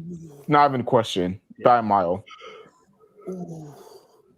I'm so sorry, Team Rock. Oh. What did he say? Oh, he saw it in theaters. That's evolution. Oh no. You'll Oh, dark no. out better than evolution. 100%. You ain't wrong. I want to make the argument though that Bio Broly is not that bad. It's not as bad as people say. I disagree. Alrighty. Change of discussion. Since we are huge video game nerds, Dragon Ball has also had a plethora of video games. In your guys' honest opinions, which game told the Dragon Ball story best? I'm gonna start with. I don't even know if I'm even want to ask Samson any of these questions because I know you haven't touched You any. ain't played none of the games. Which is fine, because this is why I, love having you on shows like this, just so that it could give you a proper education of, what we have regarding these topics. Joe, I do have were a you few ever- downloaded. I have some downloaded on my modded Wii. I haven't gotten to them or anything yet. Okay. Joe, have you ever played any of the Dragon Ball games? Yeah, I have. I've played. I haven't played all of them, but I've played some of them. I would say probably. What is it called? The Tenkaichi. Tenkaichi Budokai. Tenkaichi. That's probably out of the ones I've played. That's the one that tells the story the best, and because it's actually like you're following the Dragon Ball Z story and as the characters unlock and all that stuff. So. Okay. Adrian. So when you say not the fighting in the game or nothing like that, like legit, this what video game tells the best story, correct? Yes. Or what do they tell the which game told the Dragon Ball story best? That's just like Dragon Ball overall in general. Then I'd probably have to say Budokai 3, honestly. The way they did it in Budokai 3 was freaking awesome. I think I've played it pretty recently, actually, too, a few years ago, and it's still Budokai 3 still holds up as far as like going through the Dragon Ball story and everything is gonna be that. Okay. Brandon. I love the Budokai games. I grew up with them. They're some of my favorites. But which game told the story best for me is going to have to be Kakarot. Kakarot is literally a light RPG of the series. You fly around, do side missions, you go through the story. You get additional bits and pieces of lore that weren't in the original show. Why Android 16 likes animals so much. You get to see what happens after Trunks beats Cell in the future timeline. You get to see him going up against like Dora and Boo and all that stuff. Kakarot not only has beautiful cutscenes and tells the story, almost 1-to-1. You get additional pieces of stuff that wasn't in the original show that if I'm not mistaken, I think Toriyama put in there. So, it's got to be, as much as I love the Budokai games, Kakarot just did a great job. So, What console is that for? I respect it. PS4, Xbox One, Switch, Xbox One, all of it. I'm just trying to figure out what generation it is. Okay, cool. It's newer. last gen. Like 2019-ish, I think. Yeah. Eric. I'm gonna say Budokai. Overall, as a whole, Budokai is the best Dragon Ball Z game ever. And you can name them 1, 2, and 3. They blow all the other ones away. Okay. Are those the ones you got me to download on the modded Wii? I think so. I think I can't remember. I think so. All right. Another question I have. This pertains to the I guess the recent installment of Dragon Ball games between Fighter Z versus Xenoverse, which is truly the goated new gen Dragon Ball games. I'm gonna start with you, Brandon. Which game do we like better? Yes. That's a hard one. Xenoverse really branched out and did some new and creative stuff, which I really appreciate it for. And brought in some new characters and lore that were really cool. But as a strictly as a game and a fighting game, and graphics, combat, combinations, Fighter Z was great. So I think just for as a fighting game, I'm gonna go with Fighter Z. But I do respect Xenoverse for what it brings to the table. Eric. I've only played Fighter Z, and that was only a little bit. Okay. I do enjoy and prefer the side scroller 2D version fighting. I don't like because it to me just the camera doesn't work, or you're trying to figure out how high you are, how low you are. That's bullcrap. I hate it. It never works for me. So give me that straight line to my enemy, and I'm good, like right there. So I'll say as little as I played it though, Fighter Z for sure. Okay. Joe. I don't think I've played either, so I really don't know. Bummer, dude. Adrian. Oh, Fighter Z is I love the mechanics of Fighter Z, and the game is beautiful, absolutely beautiful. Honestly, I did play Xenoverse more, so I'm gonna have to give the slight edge to Fighter Z. But if you haven't played Sparking Zero yet, it brings back that Tenkaichi feel, so go check that out too. Sparking Zero solid. Yep, no doubt. All right. The impact. I just got one question for you guys. And that question is, before we close up, this is one of the final questions before we proceed on what's next for the show. What does Dragon Ball mean to you? And I am going to start off with Samson.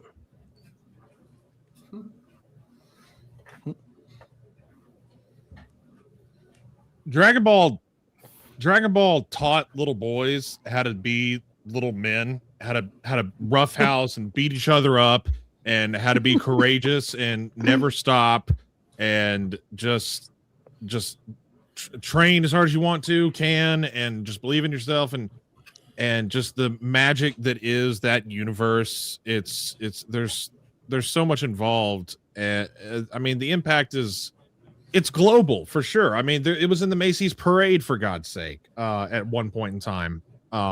It still is. Recently, only the past couple years, and that was like a big deal. It's like, holy crap.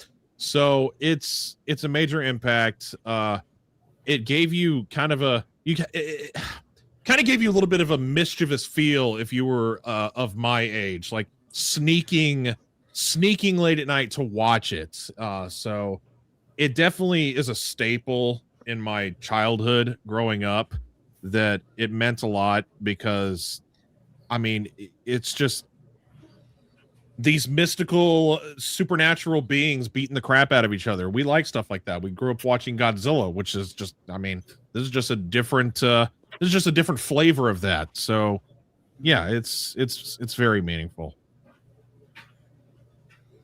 Joe.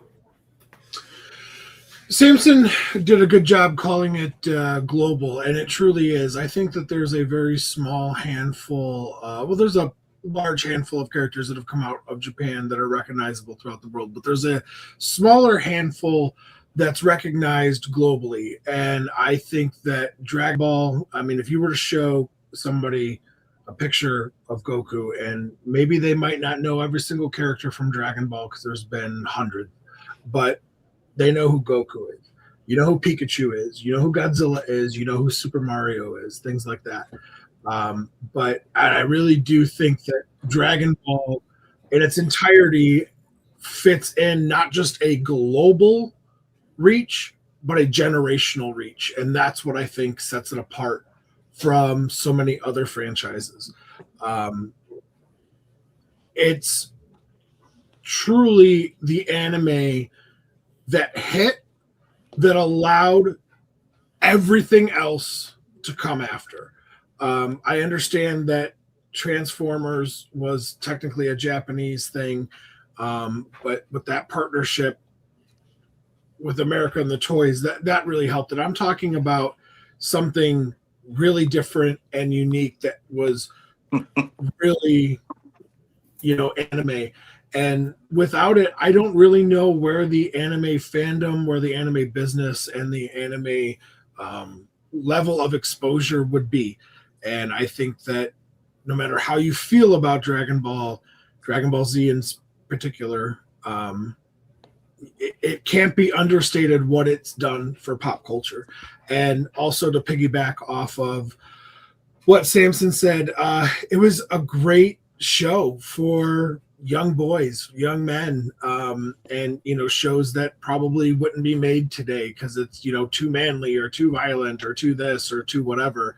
And it's great just to have a show that was kick ass, but it also had some values to it, right? Like the characters were, maybe some of them started bad, but at the end of the day, they all loved their families. They all trained hard, worked hard, and instilled some values on people, which is really great. And I love it for that. I love it that it's unapologetically what it is. It knows what it is, and it's like, yeah, we're here for the dudes, and everyone's loving the breaking through walls and the energy out of your hands and whatever. Like it's unapologetically what it is, and I love that. Probably the greatest anime that's ever existed. I forgot to show something. This actually is very, very small story. I can't believe that the universe lined up like this. Mom went to Walmart today, found a jacket for my nephew. It was the only jacket left.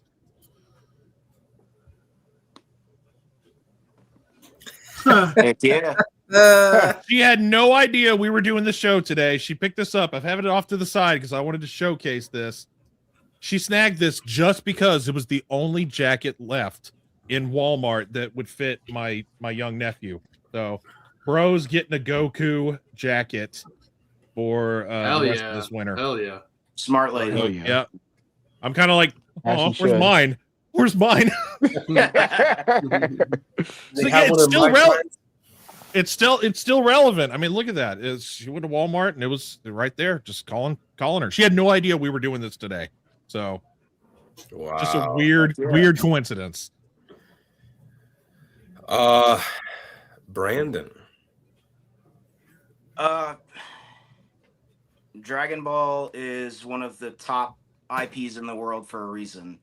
Dragon Ball is Dragon Ball is to modern anime what Astro Boy was to the more vintage anime from back in the day. Without Dragon Ball, you wouldn't have Naruto, Bleach, One Piece, Jujutsu Kaisen, all these shows that are blowing up now. You don't have any of that without Dragon Ball, especially in the West. This show, with some others, I think were definitely the gateway that broke into the Western sphere of the world. You have people that were in this more cult fandom before it, but once Dragon Ball hit the air, and with Z specifically, that's when you started hearing everybody talk about Dragon Ball Z. There was lines of toys, movies, home releases. You got Pokemon coming in there with it too. So, and Digimon, all that stuff. So I think without Dragon Ball, you wouldn't have modern anime as you have it. Obviously, to me, it's probably my favorite IP of all time. I hate to say, but even over Godzilla, that's my number one. Yeah, I know. I mean, I have it on my skin, so it teaches you values. This is the show that you want to show your sons. If you have sons that are young, it teaches you how to be strong and persevere through tough times. It teaches you how to treat your friends, your family. It teaches you that you don't have to be a tough guy to be tough, to be strong. Goku is a fun, carefree, loving dude, and he's kicking everybody's butt. So there's just so much good values in it. You can make an argument that the story is, some people say the story is lacking a little bit, but um, that's the newer generation. But like Joe said, it is a generational thing. I see all the time on the internet where the newer generations are going back and watching Z and seeing how great it was, and like, oh man, I see why this kind of popped off like it did. So um, yeah, man, it's one of the most important IPs of all time, and even its 40th anniversary this year. They got a whole bunch of new figure or re-releases of figures coming out, new figures. They had pop-ups all over the U.S. that got flooded by hundreds of people. New card games coming out. The cards are starting to get starting to gain popularity to whereas they're starting to get really rare. So yeah, man, it's only going up. And with the announcement of the Super remake, which I definitely think is needed, and the Galactic Patrol arc, it's only gonna get better, hopefully. So I mean, yeah, dude. I mean, it looks like they're showing no signs of stopping or discontinuing this at all. So you brought up a good chunk of facts right there. So, Eric. Whew. I mean, you guys have said almost everything that I wanted to say. And let's just talk about the longevity of this thing. Like it's got to be one of the longest running animes currently. 40 years we're still making new stuff for them. And I wholeheartedly agree that this anime, this IP put anime on the map. It was the first anime to be pop culture.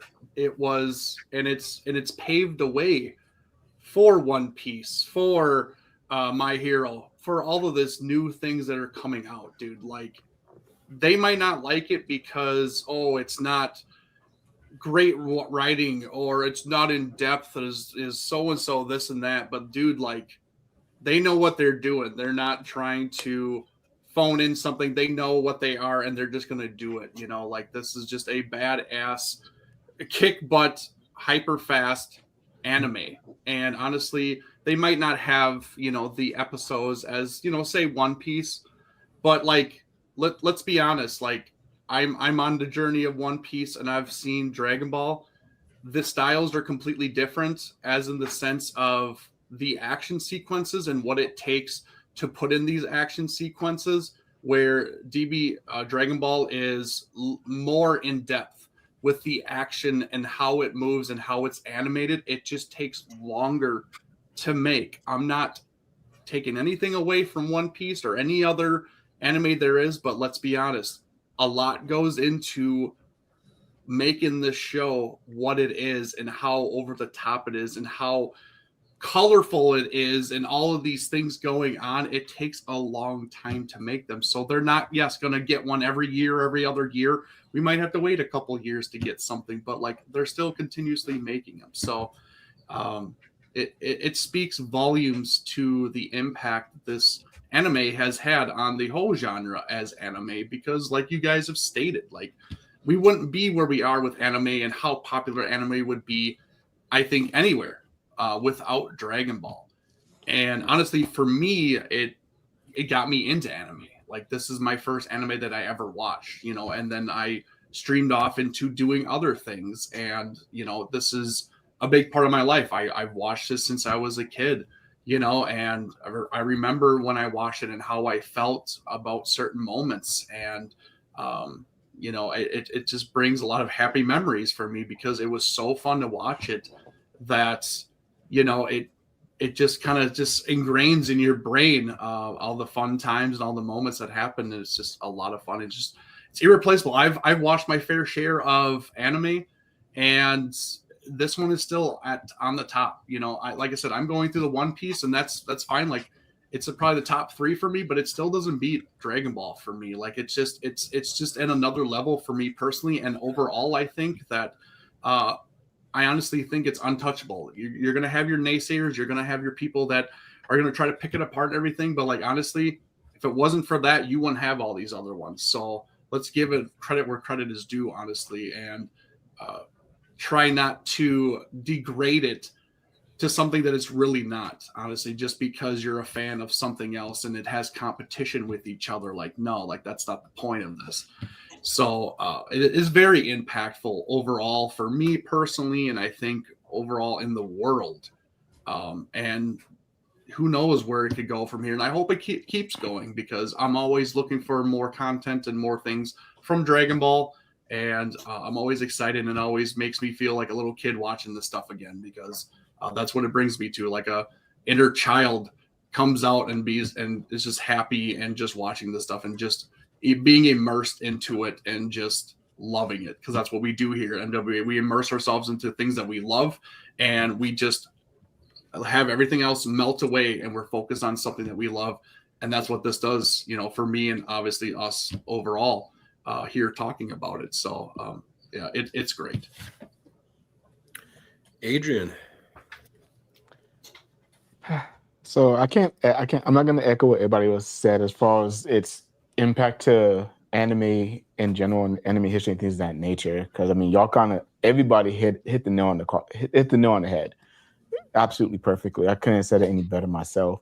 So I'll kind of just give y'all my what Dragon Ball means to me. Because again, my very first love is Godzilla. He always has been, always will be. Godzilla is Godzilla's my childhood. But I'd like to always say that the Dragon Ball series is kind of what molded me into the person I am today, because of all the lessons I was taught while I was watching that series. Even going back to even Dragon Ball and watching low class Saiyan kind of work his way on Earth, get to the point where he got to, and seeing all the hard work he did, seeing all the hard work that everybody in the series did, kind of always sat with me and really kind of internalizes in me, and what I kind of go to whenever I need that extra motivation, that extra push to keep going further when I think things are kind of hopeless, when I don't think that things can get any better. I always go back to Dragon Ball and think there's always another level that I can get to. I just have to push myself to get to it. And without Dragon Ball, there's a lot of situations I probably wouldn't got out of in life, honestly. And it was the motivation and the fight I had from that I learned from that series that got me to a point where I'm at today. And will be forever grateful for that. And honestly, just one more extra thing. Like, if you ever want a inspirational quote, go listen to Vegeta.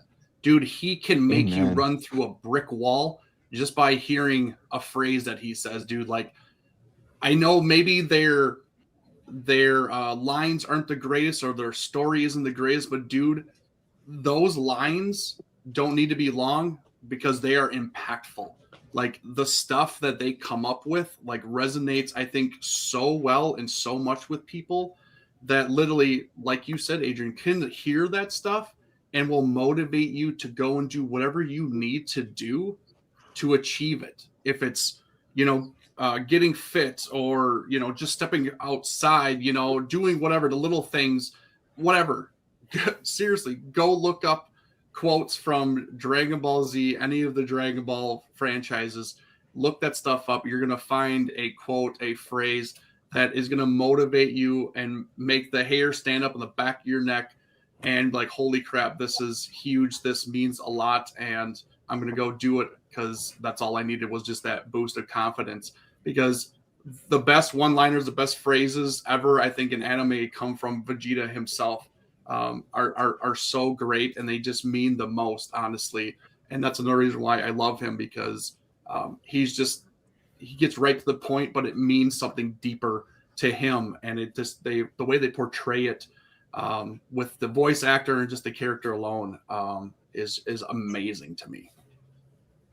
Yeah, I think the best quote, Trunks, Bulma, I do this for you. And yes, even you, Kakarot. Yes. Yes. Meaningless, huh? It still gets me. I think we live in a world where the words iconic and classic are, oh, that was an instant classic, or, oh, did you see so and so's music video? It's the best ever. Oh, Kendrick Lamar, no, Bad Bunny had the greatest Superman, no, or a Super Bowl commercial, no, it was Michael Jackson. Sit the fuck down. None of you know what the hell you're talking about. No, one hit man is from, I'm sure, but no, it's not the GOAT. Sit down. It's Dragon Ball. And in a world where instant classic, oh my gosh, the vibes, everybody, oh my gosh, the vibe. This is the vibe. This set the pace, set the bar. You are either on this level or below it. And honestly, many of the things that have come out are below it. There is very few things that have ever hit the height of true epicness like Dragon Ball has. And that's all I'll say on it. Boom. Yeah, I mean, you guys had all made phenomenal pointers regarding that, and truthfully, to help embrace the impact in Dragon Ball here at MWA, it is only right that we do a giveaway. Oh, Give it away now. Oh, doggy. A good, decent chunk of, Dragon Ball related items, specifically 3 figures from Band Presto, being that of Bardock, Super Saiyan, Dragon Ball Super Broly, and or Gogeta. And I just figured, since I was the host of tonight's lovely show, I'd be able to gift you guys 2 Dragon Ball inspired Godzilla prints that I made. To the left, you would see a Dragon Ball Super manga cover inspired illustration of Godzilla x Kong, the New Empire. And to the right, you see Godzilla, baby Godzilla, and Cretaceous Mothra larva taking a stroll alongside with the characters in Dragon Ball Daima. So, in order for you guys to be able to partake in this giveaway, the only thing you guys would have to do is throw a little hashtag in there. And the hashtag is Rock the Dragon. Hey, while you're waiting for everybody to put the hashtags in the chat, your art's awesome. Why don't you tell everybody where they can hit you up if they want to buy a printer or 2? Yeah, so I'll send you guys my address personally. I'll take you guys to my beloved home for you guys to be able to get them. I'm just kidding. That's too much for you guys. You guys find me on Instagram. That is where I am mostly available on.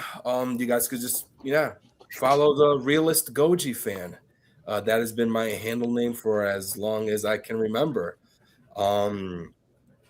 Obviously, you guys know I have a YouTube channel that I have not touched yet, but it's because still trying to work things around here. But nonetheless, I like to think that I've been accommodating my content creating needs, not through just MWA, but also through my drawings. That is, just they're everywhere on my social media, on Instagram specifically. So please go ahead, follow me at the Realist Goji Fan. Reach out to me there, you guys. I will respond back as soon as possible. And plus, I am not going to charge an arm and a leg because I am for the freaking people. So I'm going to give you guys the best art that you could possibly ever own in your entire collection at such a phenomenal price. So yeah.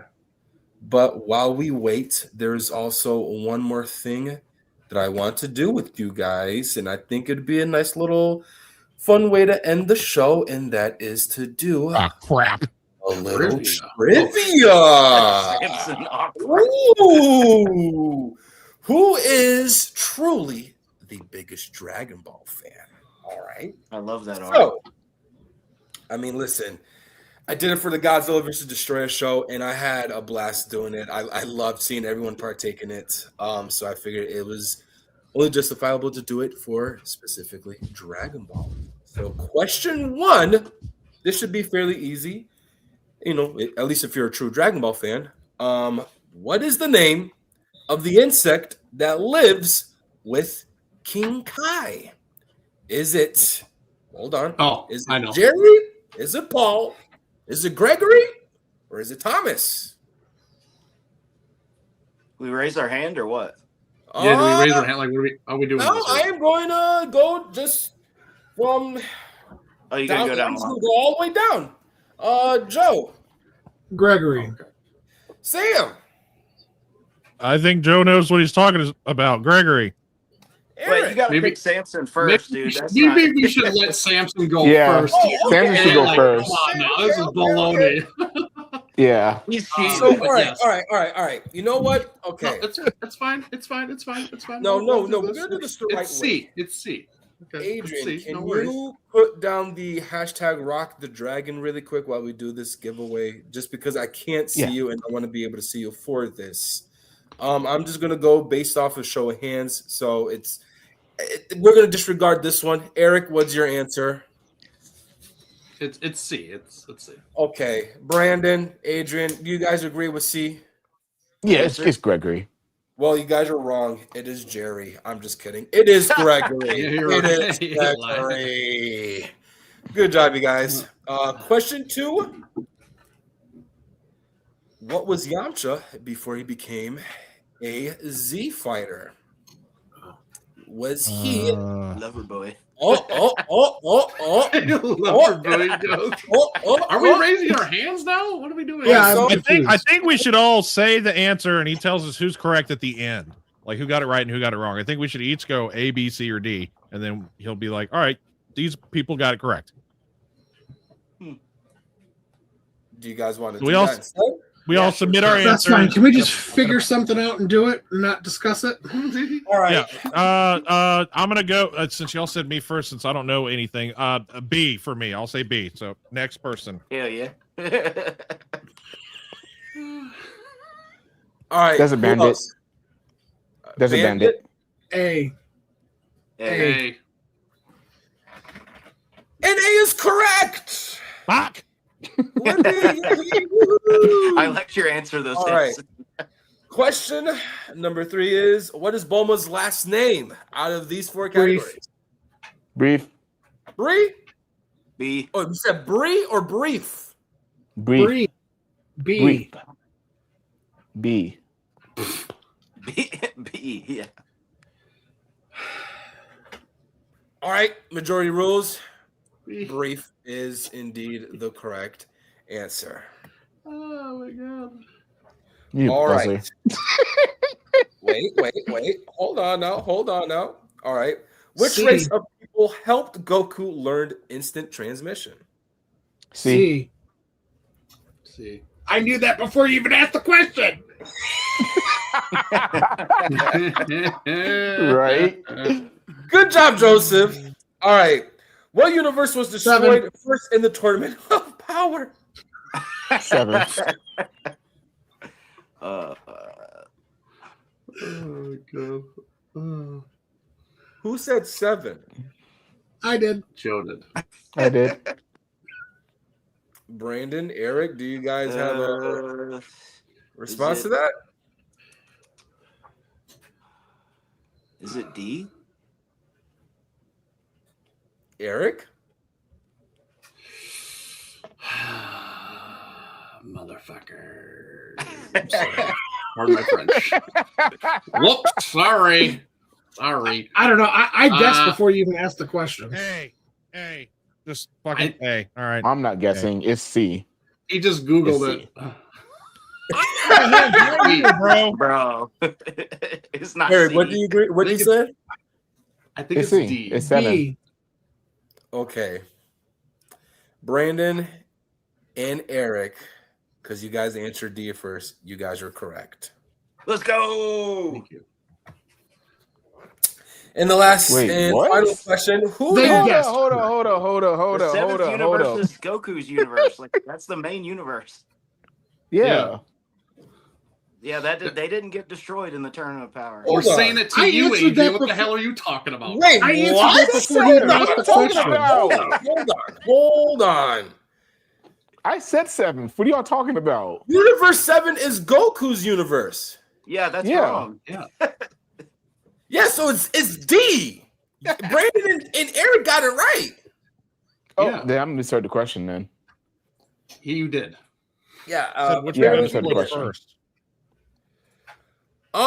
Disregard this because I completely forgot that we had already talked about this, and the question I basically had for you guys: who did King Cool warn Frieza to avoid any conflict with at all? And we had already discussed that it was none other than the villain of all time, and that Majin Buu. Majin Buu. Yep. All right, Boo. back to the giveaway. Close things off because I need to go to work. All right. Oh, you do? Yes, I do. God damn it. Jesus. Sucks for you. Got to work, make a living, and then be able to buy all these Godzilla goodies. Mhm. All right. So, did everyone chime in? Is everyone ready? I mean, with the time given while we were doing the trivia, I think it's safe to say that everyone's ready for a neat collection of new Dragon Ball goodies. So, is everyone ready to get this sucker going? I guess. Yep. Let's All right, do it. Adrian, can you please do the deed and spin the wheel? Oh, jeez. If the internet cooperates with me today, yes. Okay. Oh my God. So Who has good internet? everyone that forgot to chime in, by all means, go right ahead. You guys still have the chance of doing so. So please chime in when you guys can. While in the meantime, I do have one more question. Do you guys think that Goku is more recognizable than Godzilla? No. No, No. he's been in so many more pop culture references. It's not even funny, man. Godzilla's been around a lot longer too. True. Yeah, no. Yeah, no, he's Godzilla is much more recognizable. Okay. Just figure I asked. Okay, so I had this. What happened, Adrian? No, it's closer than what people think, but yeah, Godzilla is more recognizable. Oh my god. All Did right. Goku fight Bambi? I don't think so. Fought Superman. He did do that. Really quick, Eric, would you be able to get this wheel of fortune up and going for us? Oh, yeah. Yeah, which one of y'all knows how to Sure. do No, it? I just got it. We're good. I just got it. 2 seconds. Holy sh! 1, 2, Samson. 2 again. Oh my 2 a God. third time.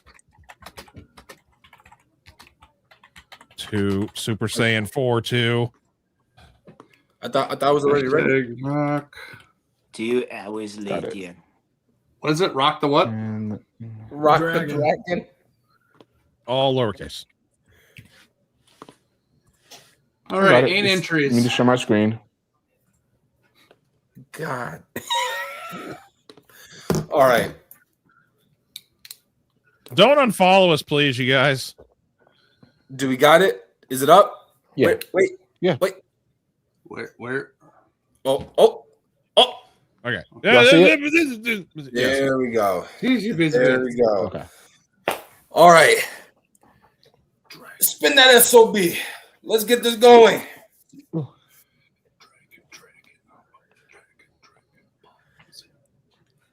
Bearded Kaiju, what are you doing in there? Oh, Eric, you cheating mother.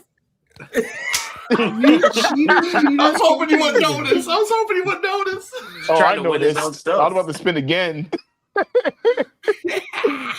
Congratulations. Hey, Michael. congratulations. That's funny. Good job. Michael.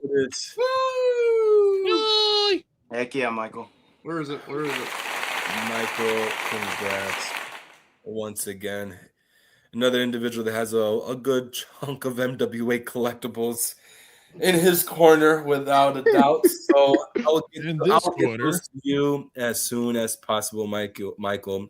And to everyone else that was able to chime into this giveaway, thank you guys. And just to all of our viewers and everyone here, thank you guys for chiming in. I know we're going to surpass our normal time limit, but I mean, come on, it's 40 years of a show that we are all known to have such, huge amount of love for. So I feel like it's just only justifiable to bend the rules a little bit to be able to go the extent and beyond that we are going for in this show.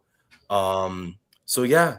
And if you are a newcomer, or if somebody that you guys want to send this to is new to MWA, by all means, you need to let them know to subscribe to this YouTube channel. But more importantly, to go and click our link tree to be able to follow us on all of our social medias, to be able to, I guess, help continue to embrace the attitude. All right. There are a widespread of other shows that we do have planned for you guys in the near future. So as always, just make sure to follow us on our socials so that you guys would all be up to date with what we have planned for MWA. All right. So,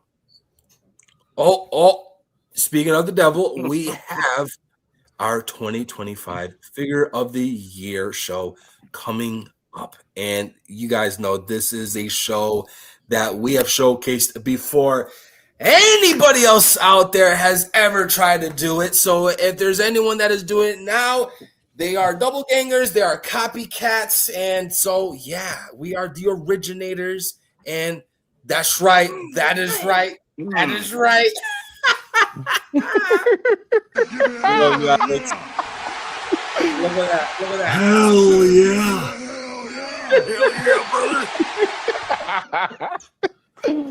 Shouts to you, Alex. Love you, buddy. But yeah, so if you guys do want to be able to just cast your vote regarding the categories that we have, one is that we suggest for anyone to be able to chime into, and that is our Facebook group. As mentioned, you guys can go and check the link tree. You guys will be able to come across it. We'll have voting polls for that, as well as on our IG. We'll have that up for you guys as soon as possible. So make sure you guys cast your votes so we could discuss what was truly Figure of the Year. All right.